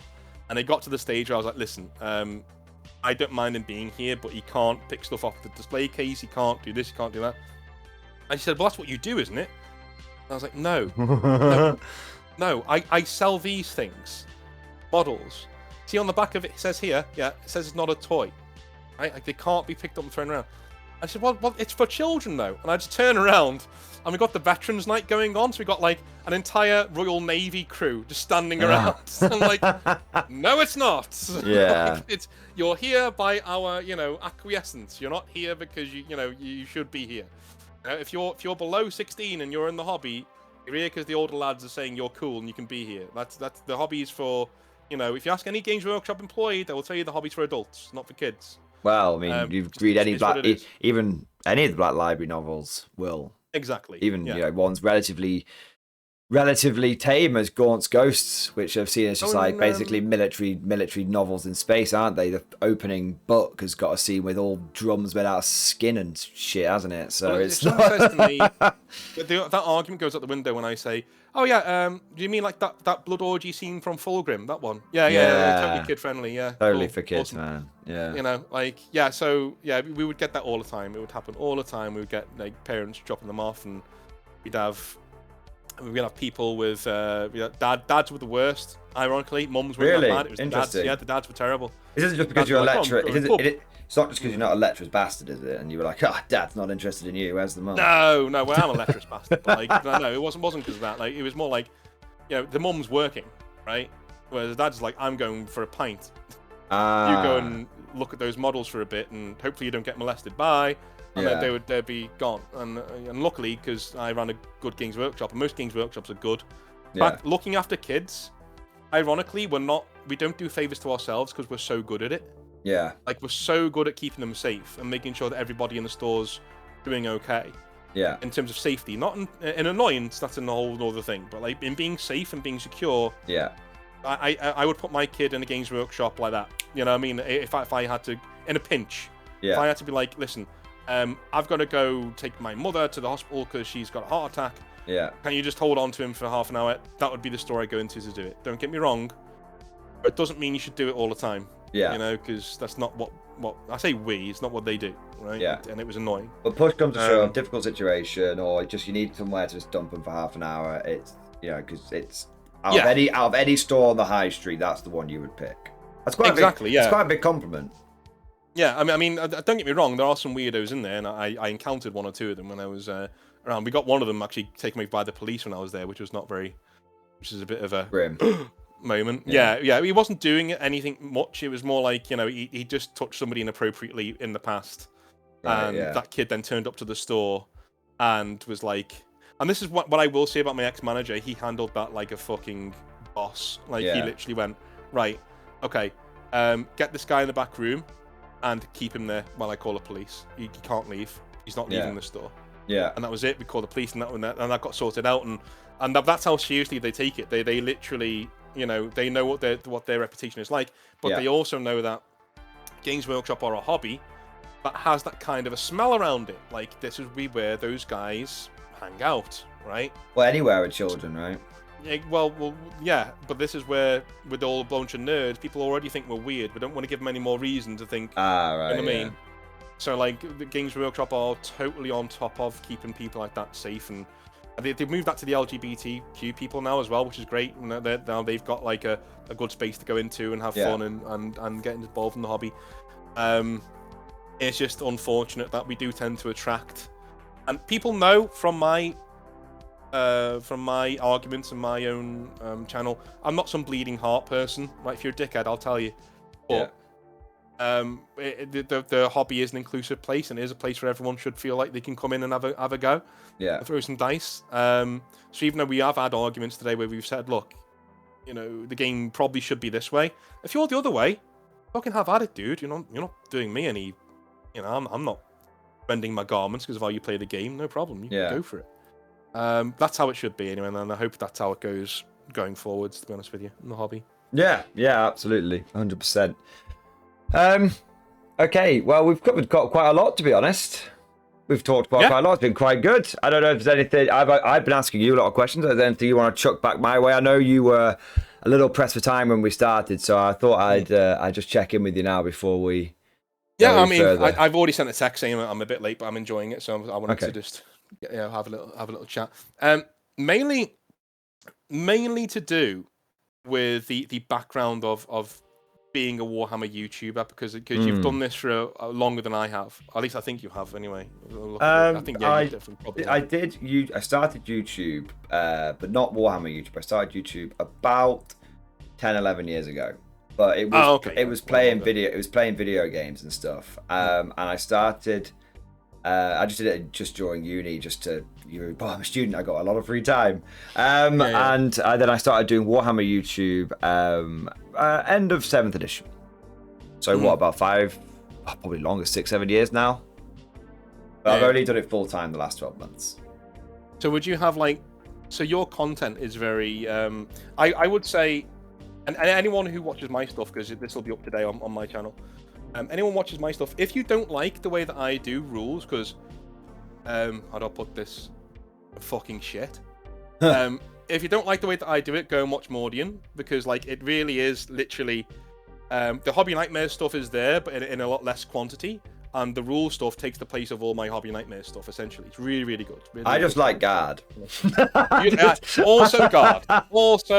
There is a lot of guard on there. I don't know shit about any other faction, but I like the Imperial Guard. I mean, you've got battle reports and things that show true. a lot of other. I know there's Black Legion, Black Templars, and there's all sorts. I've seen Orcs on there. I've seen Tyranids on there. I've seen so there are a lot of. Even saw Steel Legion on there the other day. That was pretty cool. Yeah, so I have my Mordians are my main guard army, but I had with 8th edition I started a Steel Legion army. So now I've what's better than collecting the most expensive army once? Collecting the most expensive army twice. That's the way to do it. I will say my army is very, very cheap. It's how many Grey Knights do I have? 20. Brilliant. Give me 3 sets, please. Do you need any more? Nope. Bye. I need 3 sets of Grey Knights, 1 can of Ironbreaker, Norn Oil, and a brush. Yes. My army is done. A dry brush. Thank you, and I'm done. But no, if you like what I do, but you like a bit more hobby content, as in gaming content, go and watch him. It's really cool stuff. But that's thank you, man. Literally You know, all of my questions are for off air, basically the more like back end stuff of like, you know, how would you do this and how would you do that? That wouldn't make for a very good video. You can ask whatever you want, man. I don't really mind. I have absolutely, this has been very much me asking you a lot of questions. But remember, this is going up on your channel as well. So if you want to ask anything back this way that you might, your viewers might find interesting, that's absolutely fine. I don't mind if you want it to be off air, on air. It doesn't bother me at all. You can ask me now, and you can always edit it out later. What I would say is that I've got a lot of guard people who are on. I don't know why people get so into them from the get go. The guards. Maybe because they're the normal fucking best, bro. That's why. I know. Yeah, I mean, we're taking off the Mordian hat for a minute. Like, it's glued on. No, okay. Are we serious? Yeah. I think because I get a lot of people coming in saying, look, I want to get into Imperial Guard, but I have no fucking clue where to start. Mainly because we got like the Cadian sprue now and things like that, like the new Cadians. They're just unlike the Space Marines. The Space Marines is literally, do you like Space Marines? Yes. Here's some fucking Space Marines, right? Whereas everything that I get from my own channel is, I really like Imperial Guard, but I have no idea where to start. Where did you start? Because you didn't start with Mordians, right? You started with Steel Legion, did you say? So how did you figure out what kind of a regiment you actually wanted to do? So I started out when I first started with 40k. Don't worry, I won't take hours and hours and hours. I started with 40k with second edition box set. The orcs had like an axe in the hand, and they're all monopose, and the Gretchen were all monopose. And I was like 5 years old, so I just played against my older brother. I had no idea what was happening, but it was just pushing miles around, having fun. I got into the guard initially with actually when I went to secondary school. And I bought it was one of the old Cadian battle forces plus a little bit extra off a friend for like £40. Now, by nowadays standards, that's the equivalent of buying 3 of those fucking not Star Collectings, combat patrols. So even it was a good deal back then, but it was it's a fantastic deal by today's standards. And I just played Asgard, and I didn't have a specific regiment in mind for a while, just from the ages of like 11 through to sort of 15, 16, I just played with my guard guys. I think I was particularly creative because I called them the Arcadians, like Arcadia rather than Cadians, because, you know, that was the extent of my imagination growing up. And then when I got into the Mordians, I actually got into the Mordians first.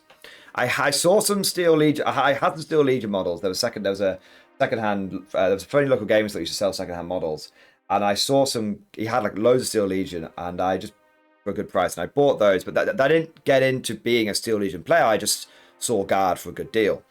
Mordians were actually the first regiment that stuck with me, and the reason I got into them was because I wanted to start playing like more narratively. I was evolving as a player, and rather than just chucking down my random smorgasbord of models, I wanted to actually start not like necessarily like role playing, but more like just getting a little bit more into the faction, you know, and making them more my dudes rather than just toys. And so what I did is I was getting into the idea of putting like a pure infantry army, just classic guard, waves after waves of dudes. I realized the Necrons had a preset kill limit, so I said waves of my own guards at them until they shut down. And I just saw these, like, I was like, what's the regiment that does that? And it was like, oh, it's these guys called the Mordians. And I just saw the old Metal Mordian Iron Guard models, and it's a bit like how you said when you saw those Grey Knights and you just couldn't take your eye away from them. And I kept seeing these Metal Mordians, and I was like, these guys look pretty cool. And there was a guy at the gaming store I was part of at the time, and he said, I've got loads of these old Mordians. I will sell them to you for next to nothing, just because I know how much you love your guard, and I know how much you've been looking after That's a Mordian. killer. You're in the hobby for life, man. Yeah, when that happens. Yeah, exactly. Oh my God. But this is why it's so important having like veterans in the hobby, and this is why like I have regularly just, when someone has been getting into the hobby for the first time, I have just given them models. If I'm not using it, if it's been sat in my pile of shame for 2 or 3 years, or maybe 1 to 3 years, I'm never going to use that thing. Maybe I picked up as an eBay job lot. I will just get like a bunch of Marines and just give them to someone. I will get that Land Speeder Storm that I'm never going to fucking use. I'll just give it to someone because it doesn't mean shit to me. But because this guy was called John, because John basically gave me his mordians. He gave me, by nowadays standards, what would be about £500 worth of mordians. He sold them to me for 50 quid. I'm talking all the metal weapon teams, the majority of the metal models that you see on my channel with this guy. He just sold them to me 50 quid less. It was like 30-40p a model. Jesus. Which is, if you go on eBay now, it's... Did he used to work for them? Because you used to be able to get the discount was in weight, which was ridiculous. Nope, he didn't used to work for them. He just played the hobby since Rogue Trader. And he had this huge army, I say huge army, by like about 1,000 points worth of mordians, which he had not used in years. And he knew they were worth a lot. He said, I know these are worth a lot, but I'm a grown adult with a fucking job, so I don't really need to sell these to a kid that's up and coming, right? So I'll just basically, you give me enough money to sort out my Friday night, my Friday night down the pub, and you can just have them, and I will just enjoy seeing a young blood playing the hobby with models that I never got around to using. And for me, 50 quid at the time was a lot of money, because I was I was a high school student, and so I remember saying to my brother, like, oh, should I do this? And he went, bro, like, I will give you the money for them, and you can pay me back like 5 quid a week, on your pocket money, basically, from your part-time job, if you just want to get them. And I was like, yeah, fucking sweet, I will take that deal. And that's what happened. And then I've never looked back. I just loved the mordians, loved the guard, and that was it. That was when the love affair began, and it's been going strong for about that was when I was 18, so it's been going for about 12 years now. That's brilliant. So that's that question answered from my. I guess it wasn't a question about how other people can get into them. That was more of a question how I got into the hobby, but yeah. Yeah. Politician's answer for you there. Yeah. So like the other thing, because you mentioned Warlord before, I've had a lot of stories. Yeah. Come to you know where this is going. Come to me from Warlord games when they played World War II games. Oh yeah. How prevalent are, shall we say, Third Reich enthusiasts in that game? Oh my god. Absolutely zero. In my personal experience. So obviously, Bolt Action is my secondary game. And obviously everyone, I don't like the saying your truth, because I think some people can use it. I think some people, I think it actually is a very valid point of view, but it's a little bit like, it's one of those sayings that's been overused a little bit now, unfortunately, and it's lost a lot of its weight. Your truth. Yeah, exactly. I think to some people it is very important. Everyone's lived experience is important, but I think some people, it's now almost been used so much people have turned it around. But that's a topic for another day, shall we say? And I would say, in my personal experience, I have never come across anyone that was. I'm gonna say the word YouTube be damned. I've never come across anyone that was a Nazi, or even close to being a Nazi, or even even remote, not even on the same fucking universe as being a Nazi. It's so far removed. So I've personally never seen it. I've never heard any stories of it. But it is my secondary game. And I play with the most people I know that play it are between close acquaintances and distant acquaintances are about 30 people. So, that might be a sample size that's good enough for a shampoo advert to say the product's safe, but it's not good enough for, it's a game I'm thinking of getting into, you see. That's why I was like, oh, well, I get all these stories, and I'm like, well, if it's bollocks, like, man. I don't want to play a game like that. So if that's, that's good. Total bollocks, man. Bolt Action is a fantastic game. It is not overly historical. For example, the Americans can move and shoot without penalty, because in all the Hollywood films, Americans can shoot from the hip every time. Like it's like in Bolt Action, like there's they give like a historical explanation, and then like when you talk to like some of the sales reps and the people, and some of the interviews that they've done, they're like, well, the Americans always hit when they fire from the hip, don't they? So they can move and shoot with no penalties. Whereas everyone else, if they move, they don't shoot as good. So it's a really, really good game. Like the Russians, we've all seen Enemy at the Gates, hoorah, the man with the rifle dies. That actually didn't happen all that often. I'm sure you'll be able to point to some examples. There will be, as with any case in history, you can find one example that validates your point. But that on a large scale didn't happen. But that doesn't stop the Russian faction from getting a free massive blob of conscripts and being able to take squads of men, which are half the price of everyone else's squads, because only 1 in every 2 guys gets a rifle. I love it. No, so it is good to know, like, because it is one of those things that I've been thinking about getting into. Yeah. But I suppose, like, we're doing a series called Hobby Nightmares, and I've come across this quite a bit. I am getting exposed to the, shall we say, the distillation of negative. Naturally. Yeah, Do you know what I mean? So, yeah, people are going to come in and go, oh, this happened to me.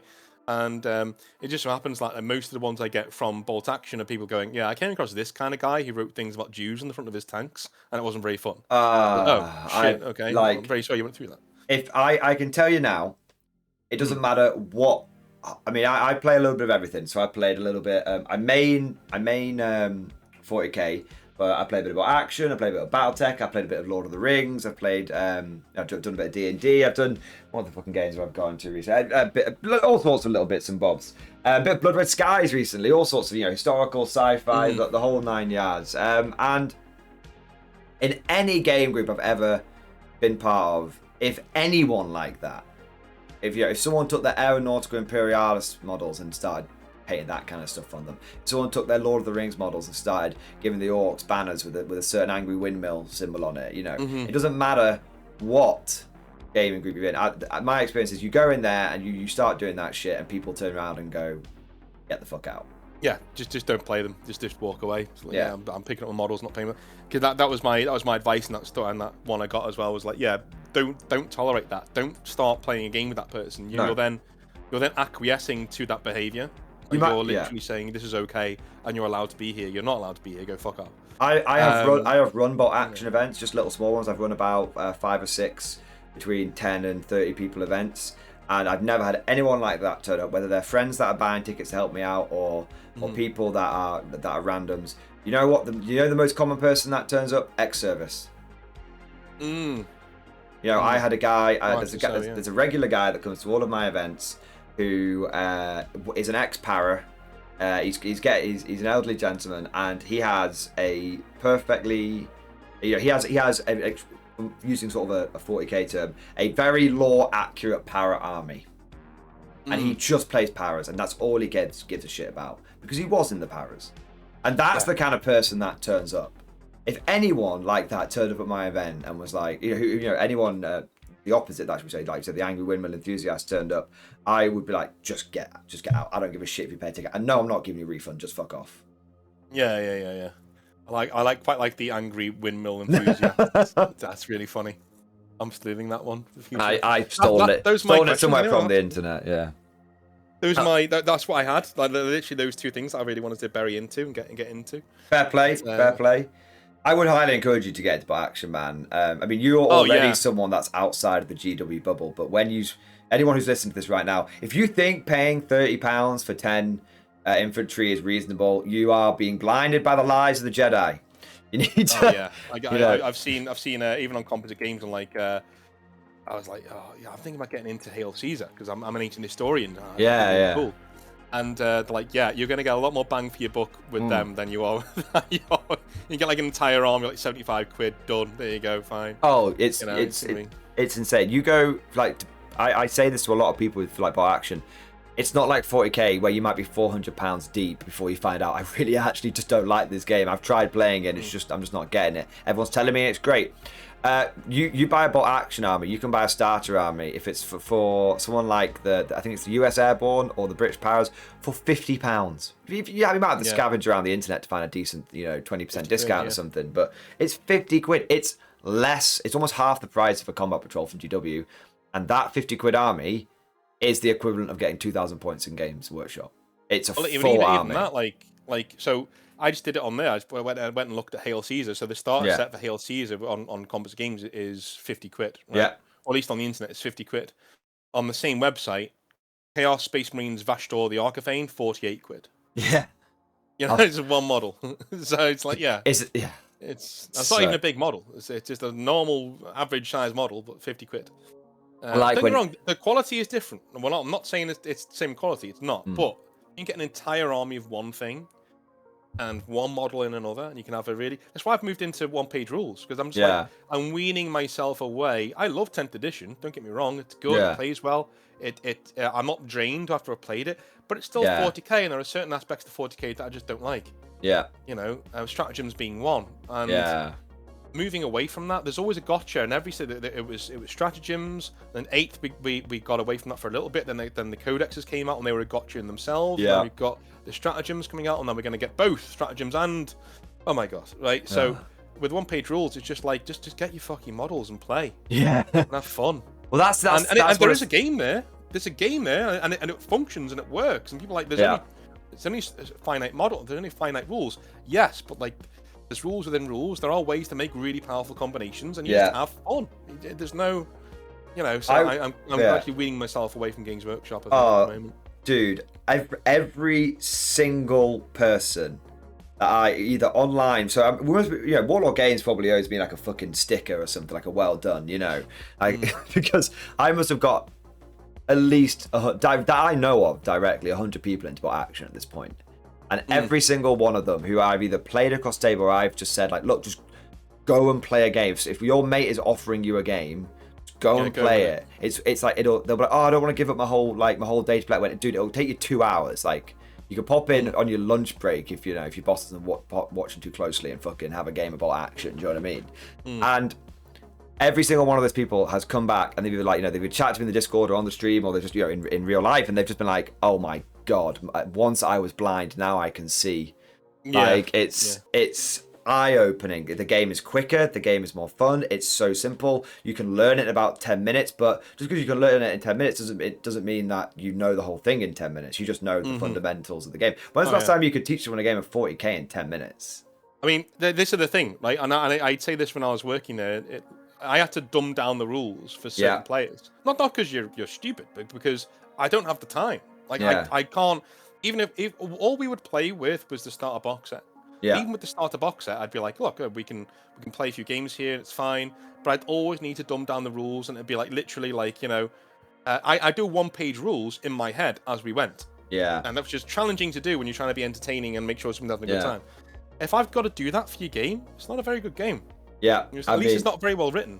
100%. I think one of the things that I think has been lost over 9th and 10th edition is how convoluted the game has become. And 10th edition is still, it's streamlined, but I think that term simplified, not simple, is pretty accurate, because it's definitely, all my stuff's on my data card, but it's still pretty complicated. The biggest strength of 8th edition was you could learn it in about half an hour. You could. It was super easy to get into, and and that's something I think has been lost. And it's the bigger strength of bot action. Whether it doesn't matter if you are a German guy running around with a rifle, or you're an American guy running around with a rifle, or you're a British guy running around with a rifle. A man with a rifle is a man with a rifle. It's not a bolt rifle. It's not a las rifle. It's not a shuriken catapult. It's not 1,000 different standard infantry weapons that all do the same shit but with slightly different things. No, it's a fucking rifle. And that's what makes bot action. And you see people like twig this in their first game, because I must have done probably like 3 or 4 dozen intro games to bot action now, and so I was like, okay, so what does this gun do? I'm like, that's an LMG. It's like, okay, how many shots is that? And then they'll see like another squad, and I have like a slightly different looking light machine gun. For history fans out there, it's like the difference between like a Bren machine gun and maybe like a Vickers K machine gun. And they'll be like, oh, what about this one? I'm like, it's a light machine gun. And they're like, oh, but it looks different. And like, yeah, it still fires 4 shots because it's a light machine gun. It's just an aesthetic difference. And every 40k player that does that, it's like you can see the spark behind their eyes go off. You can see the fucking light bulb appear off above their head. Going. Yeah, and they're just like, okay. And within and I'm not exaggerating here, every person I've taught about action to, and I've taught my mate's kid Jack, and I've taught him, and I've taught my missus plays bot action with me occasionally. She's never touched 40k, and every single one of those people, whether they're the ultra casual to the ultra hardcore gamer, has picked bot action up inside of 1 turn. I will say this, like it's like Warlord Games, sponsor me. Sorry. Yeah, better. Like Jesus Christ, I wouldn't play it now. I started this talking about like, are they all Nazis over there? And I'm like, yeah, I do want to play this game. But like, Yeah, I guess it's one of those where you if you're not feeling fatigued and bogged down and that your entire day is going on this one game, i.e. 40k. Yeah. I've had games of 40k when I know I could have played better, I could have been tactically better, or I could have put more thought into it, but I couldn't be bothered. Yeah. Because of how long the game was going. Oh of my all God. of the rules and all the gotchas that are in the game. When I play a game like Bolt Action or like one-page rules, I know I'm engaged for 90 minutes. Yeah. I know anything that I do here could swing the game. Yeah. And I'm completely engaged and I'm completely there. And that's the one thing I will say of 10th edition. I started to get that feeling with 40k, but it's still not there. It's just a lot better than what it was in 9th. It doesn't take all day now. That feeling won't go away until the what is it, the golden cow of I go you go goes away. Yes. Yeah. In 40k, you spend half of your game watching your opponent do shit and just being like, you're literally half of the game you are a spectator. And I don't know why they still do that. Yeah, I don't know why. I don't get it. And at this point, it's stubbornness. At this point, it's them saying, "Well, this is what we do that other people don't." It's brand, right? Like brand recognition. But that's the point, Games Workshop. That's the point. There's a reason why no one else does it. You know, like if you had a car company and you say, "Well, our airbags don't go off." Brilliant. That's us. That's Ford. Like, it's good enough for Dad. It's good enough for me. Yeah, exactly. Ford would close down. Our boots don't have laces. Yeah, these seatbelt things will never catch on. Exactly. I mean, that's So I would be very interested to see how 40k would play if there was alternating. It's not balanced for that, of course. I did try it for like an hour, and it was just a shit show. Yeah. It's not balanced for that. You know, the game needs to be made for alternating actions at the very start or not at all. Yeah. So it doesn't really work. That would be the hardest of when we talk about hard resets. That would be the hardest of resets. That would be it should have happened with 8th. That would be blowing up the old world, with 8th. You know, style of reset. If it came up with 8th, we'd have been done by now. Yeah. And it would be the biggest game on the market. Well, it already is, but like it would be not just big, but like it would be colossal, respected as the biggest game on the market, not just the biggest because it sells most. Everyone would be like, that's the biggest and probably one of the best games on the market. Yeah. Now everyone likes Space Marine, so that's why that's bigger, and it's not, you know. It just comes in on that. Anyway, I'm gonna have to head off because I'm getting I'm like an hour later than us. No problem. No worries, man. But thanks for that, man. Thanks for having me on. It's been awesome, and I've really enjoyed it. We'll have to do it again sometime. Absolutely. And, we'll play some video games. We'll do something in the future. We'll sort something out. Absolutely, man. Well, just I am doing a lot more collabs going forward now. So consider. You know, I just want to say I've really enjoyed it. It's been great. It's been nice to just, like you said, just chat to like a regular guy, just like bro down, and it's just, you know, consider an open door. You know, if you ever got a spare moment, you want to do a collab, that's absolutely fine with me. I'll be on, and I want to get you in Outer Circle and room together so you can have a frank conversation. Oh my days! That'd be hilarious. I think I might. My body would be instantly preserved by the amount of salt that guy would project outwards, and I'd love it. I'd be like, I just sit there just like listening to it, and I'd be like, beautiful. It is therapeutic, man. It is the thing is though, like when you're talking, like you realize that you logic through what you're pissed off about. Yeah. You know what I mean? And there's something quite therapeutic about that, which is why I loved calling him, where we have a little chat. It's like, I know, I can't, I'm pissed off about this, but I don't know why. And they'll go, well, let me tell you why. And I'm like, like a really thick Australian accent. And I'm like, that is what, that's what that's the thing. It's like you've got a boil on your back, you can't pop, and he goes, there you go, bang. That's what it was. Macca's Mind Blowers, that's what it is. Macca's Mind Blowers, yeah. You should use that for like a series. Anyway. Thank you very much, man. Appreciate it. No worries, Morty, man. Always a pleasure. And I will hit you up. We'll do something else in the near future. No worries, dude. Catch you later. Bye, man. See you later. Bye. Bye. I know. Bye.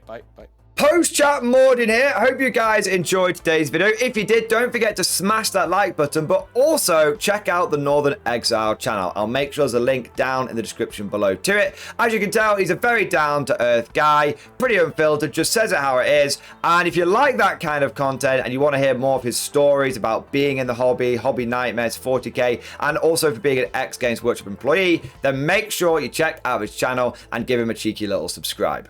I also just want to reiterate that I am looking to do lots more collaborations with other YouTubers. So if you are a content creator or you've got a particular favorite one and you want to come on to the channel and have a bit of a chat, then please reach out to mordianglorycollabs@gmail.com. I'll make sure that email address is down in the description below.